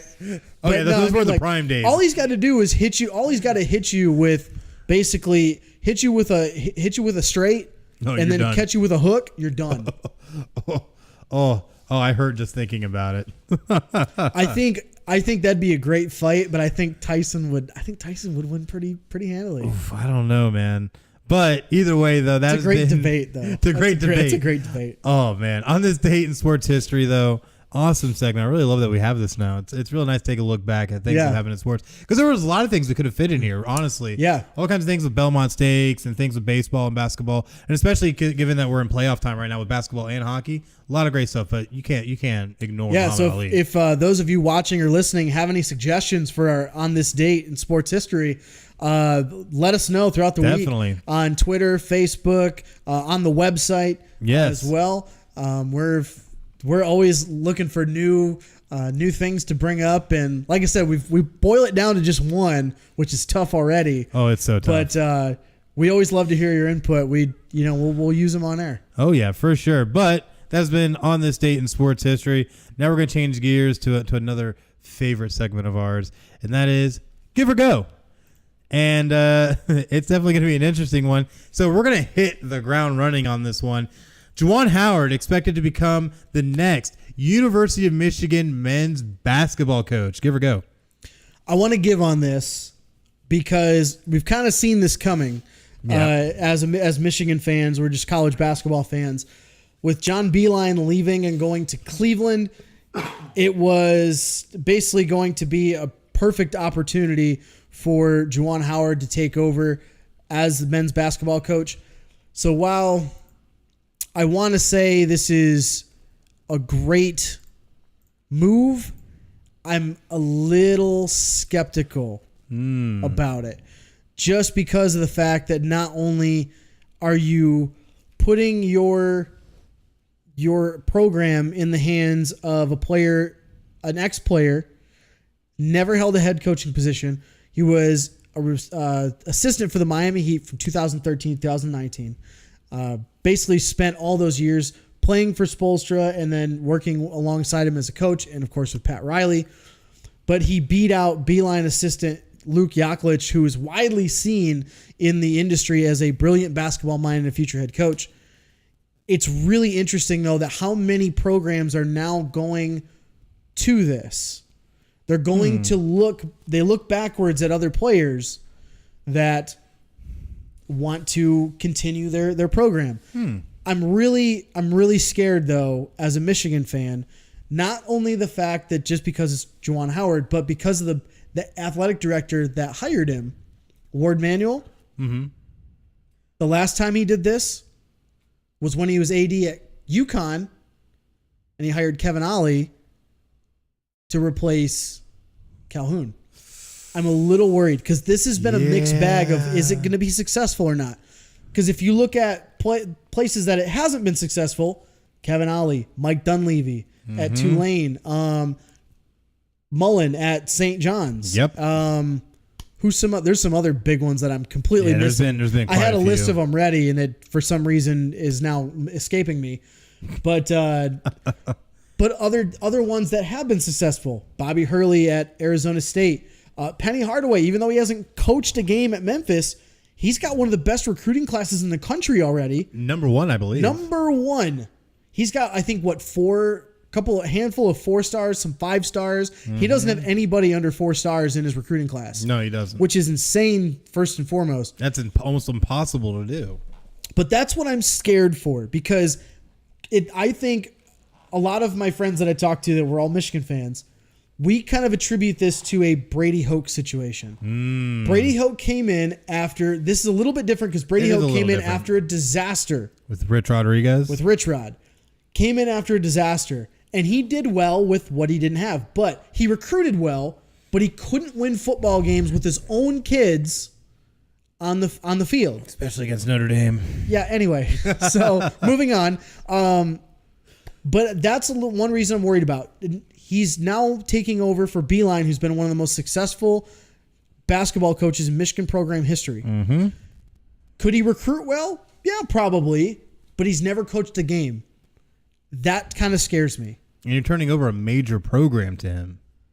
As far as I know, nobody else was even in contention, which is kind of scary. That is kind of scary. But the one good thing I do take out of this, Jalen Rose and Weber hasn't really come out and said anything about it just yet. Jalen Rose has said, national TV, this hiring will help heal the Fab Five. And Jalen Rose has already said he's extended an olive branch to Weber, who those two have not gotten along for years. They definitely have not. He's extended an olive branch and said, for the betterment of the program, both of our guys who we both love and are friends with, I will basically stand with you if you want to come back to Michigan. Basically, is extended an olive branch and said, like, this can be a healing for the Fab Five. Now, here's the question. The ban has been lifted by the NCAA. We can hang those banners again for the Fab Five. I think if he's smart, he should do it. He absolutely should. Absolutely should. But I'm really intrigued. We've had one recruit opt to stay. We've had one or two recruits leave as expected because Beilein, that's who they're going for. One recruit has actually opted to stay, a 4-star, a small forward. So that's promising. Definitely promising. But I'm really going to be interested to see where he goes just in this recruiting class and the next one. I want to see him on the court, though. That's going to be the big thing. The one thing he's got going for him, you got a lot of veterans coming back. Xavier Simpson, John Teskey, Those are the two big ones. I'm missing a few others off the top of my head, but you got a lot of veterans coming back to this team, and I think that'll help the transition period a little bit. Definitely could. So I know that was a bit lengthy, but it's all right though. It's all right. It's a give. Yeah, exactly. Next one, Chris, this is for you. Give or go. Adam Pac-Man Jones officially retires after 14 seasons. Go? Who cares about Adam Pac-Man Jones? He actually honestly, you were good. I'm not saying he was bad, but Adam Pac-Man Jones was more of a distraction throughout his career than he was like a real standout. His best seasons really were with Cincinnati, if anything, and he kind of muddled around when he played for Denver, when he played for Dallas, when he played for Tennessee. He was kind of just meh. Remember when he played in Tennessee? He was actually a running back for a little bit in certain packages with Vince Young. How about this? How about when he went to TNA Impact and thought he was going to be a wrestler once? Yikes. Ooh. So the Blazers are expected to give Damian Lillard a 40-year, $191 million super max deal. Give or go. I'm not surprised. This is definitely a long time coming for them. For the Blazers, this should be something that they should, where can I sign? Because you want to sign, you want to keep this guy around. Clearly you see what he does, but this is kind of expected, so I'm going to go on this one. Last one. This is for you, Chris. Give or go. Retired quarterback Donovan McNabb says that he deserves a Hall of Fame nod over Troy Aikman. Give or go. Oh, I'm going to give on this 110%. Now listen, I am a huge Eagles fan. Obviously, I love what Donovan McNabb did for us back in the day when he ended up leading us to 5 NFC title games, won 1, ended up advancing to the Super Bowl 39 in Jacksonville, lost 24-21 to the Pats because him and Andy Reid couldn't run a 2-minute offense to save their life. But the thing I look at is that when you look at the numbers, that's going to be the big thing. McNabb played 13 seasons. He was 98, 62, and 1. He passed for 37,276 yards, 234 touchdowns against 117 interceptions. 6 Pro Bowls. Of course, we mentioned the one NFC title when they beat the Atlanta Falcons and advanced to the Super Bowl and lost. He literally came out and said, though, that his betters are better than Troy Aikman, and that's why he should be in the Hall. Now, looking at Troy Aikman's numbers, he played 12 seasons. He was 94 and 71, passed for 32,942 yards, 165 touchdowns, and 141 interceptions. Now, if you look at just those numbers, yes, McNabb is better. However, let's look at the next line. Aikman also had 6 Pro Bowls, but also in that he had 3 Super Bowls in 4 years, creating the 90s Cowboys dynasty. I'm sorry. Did you win a Super Bowl, Donovan McNabb? Oh, no, that's right. You couldn't run a 2-minute offense, like I said earlier. And you had guys like T.O. on your team. So there's really no reason that McNabb should be saying anything. You pass for a lot of yards. You're probably maybe a top 50 quarterback all the time, maybe. But at the end of the day, you didn't win the big games when it was necessary. You had 5 chances to make the Super Bowl and only made it once and lost. Like, come on. Your yardage was okay, but you also lived in a time where you had Terrell Owens, Jason Avant, all these great receivers to throw to. You know who Troy Aikman had? Who was that guy sitting behind him? Oh, yeah, Emmitt Smith. You think Troy Aikman was throwing it every down? No. He was throwing it maybe a few times a series and going, oh, here you go, Emmitt Smith. Go set the yardage record for the league. Behind one of the best offensive lines in NFL history. Yes, and let's not forget that fact either. It was one of the best offensive lines in the NFL throughout the 90s, let alone just those seasons they won the Super Bowl. So I'm not saying McNabb doesn't have some kind of an argument, but if we just let guys in on stats alone, half the league would be in every year. So sorry, McNabb, why don't you sit down, stop embarrassing yourself, lay off the whiskey, and just accept the fact that you did have a good career, but it wasn't good enough for a Hall of Fame bid. Sorry, bro. Come at me. Gosh. I swear, it's always something with Donovan McNabb. But anyways, that's been our Give or Go segment this week. Thank you for joining us for that. Are you okay over there? You need something to you're a little parched. Oh my gosh, more disappointment. So you're a little parched. You got about as heated as I did about Magic earlier. I feel like my face is red. My gosh. Yeah, I got heated. I feel the sweat coming off me now. I can feel the heat from here. I know, that was an intense moment. I'm sorry. I got to take a moment. And we're going to take a moment with our week ahead. So what do you got? What I'm looking forward to is the start of both the Stanley Cup and the NBA Finals. Stanley Cup gets started on Monday the 27th, and the NBA Finals start on Thursday, May 30th. And NBA draft entrant withdrawal deadline. That's going to be big. That's a mouthful, first and foremost. But the All early the jokes. the early entrant deadline for when players can withdraw and go back to college is Wednesday, May 29th. So that's the things I'm looking forward to this week. What you got? Well, definitely OTAs are in full swing. I've been really excited to watch all these OTAs. Obviously, we've had a lot of things happening with players stepping up and looking great like Dwayne Haskins, or players that end up running into injury issues like Reuben Foster. So definitely been interesting. It's always an interesting time to see kind of what happens and see what kind of makeup of teams we have. But another big thing, and slap a sad emoji here, Game of Thrones is over. There is no more Game of Thrones. What did you think about the ending? Well, I felt that the last episode kind of had a funny flow. Danny getting stabbed, I totally saw. Of course, I thought, Drogon was going to eat Jon right after that, and that didn't happen. He just kind of say, hey, I'm going to blast you with fire, and there goes the Iron Throne. So, it kind of was what it was. And, hey, Bran the Broken as king, I guess. Have you seen some of the memes? Oh, the memes are wonderful. When we do nothing in your class project, but still get an A. Yes. He's basically, this makes me wonder, when he became the Three-Eyed Raven a couple seasons ago, did he just immediately just know that he was eventually going to become king? And he's just like, this one makes me wonder if, but after him becoming Three-Eyed Raven, does he start manipulating things himself? And that's something I kind of wondered myself, because looking at Is he a villain? He kind of kept so many things quiet, and he's like, oh, these things will come to pass. And, oh, you were where you were supposed to be, and all these things. And it's, what I found funny is that he had told Tyrion right before the Battle of Winterfell that he no longer wants. He doesn't have a need to want. Yeah. But then turns around and they're like, oh, what about Bran being king? He's like, why do you think I came here, bro? He's like, I came all this way for I didn't come here for nothing. That was one of the dumbest flip-flops I've seen in that show. So but dumb. it made sense, because just the sense of how they elected their king now. Now it's basically a panel versus just lineage. Absolutely. Which that was kind of cool. Yeah. I did like the little nod that Samwell was like, hey, let's make a democracy. And they all laughed him. Yeah, they left him right out of there. I loved that. Democracy didn't come around for a number of years yet. Yeah, but how about Tully standing up and giving his long-winded speech, and Sansa being like, bro, just sit down. Sit down. I'll go. Sit down. Sorry, sit down. It was great. But another thing that didn't make sense, though, is Sansa becomes queen of the North, wants to secede, but your brother's sitting on the throne. The Starks don't just run it all. No, let's just keep the North. Also didn't make quite enough sense. That actually did make sense to me.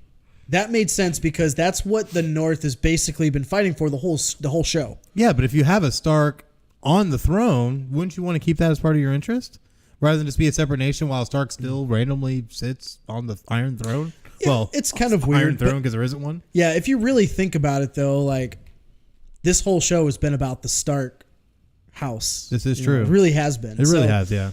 I thought it was a weird ending for Arya, but it was kind of fitting, because if you think about it, it was kind of anticlimactic that she couldn't kill Cersei, and then she basically snapped out of her bloodlust and was like, "Oh my God, wait! I'm really young. I have a lot of stuff to live for."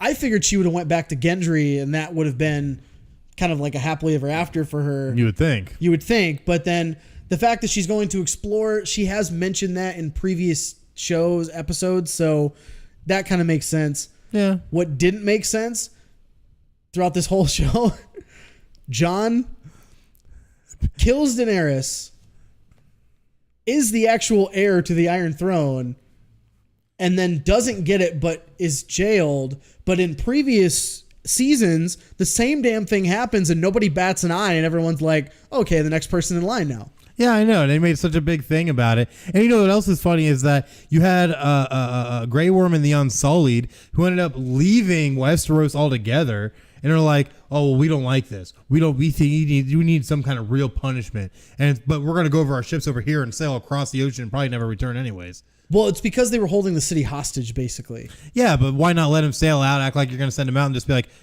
"Yo, Jon, come back."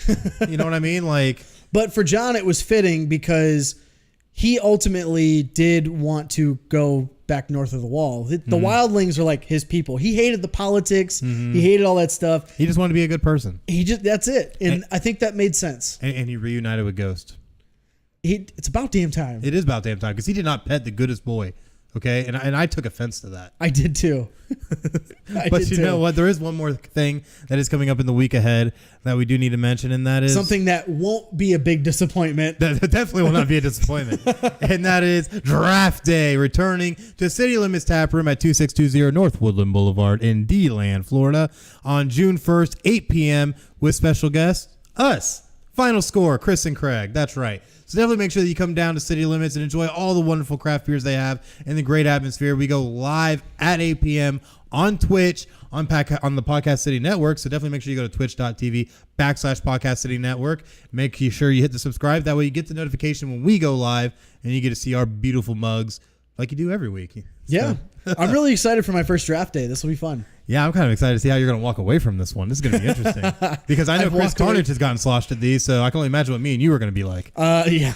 Well, he's an animal, so that's just one thing. That is. He's an F5ing animal of doom, so you definitely got to watch out for that guy. If you ask any of my college friends, I've walked away from worse. So I've walked away from worse, so we'll see what happens. Oh, man, but thank you so much for joining us for another episode of Final Score.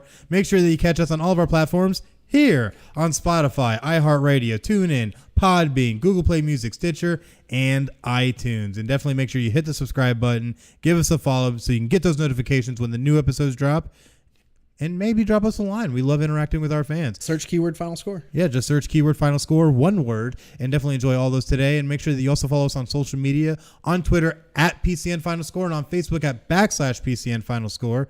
But until next time, I'm Chris, this is Craig, and this has been Final Score. Have a great night.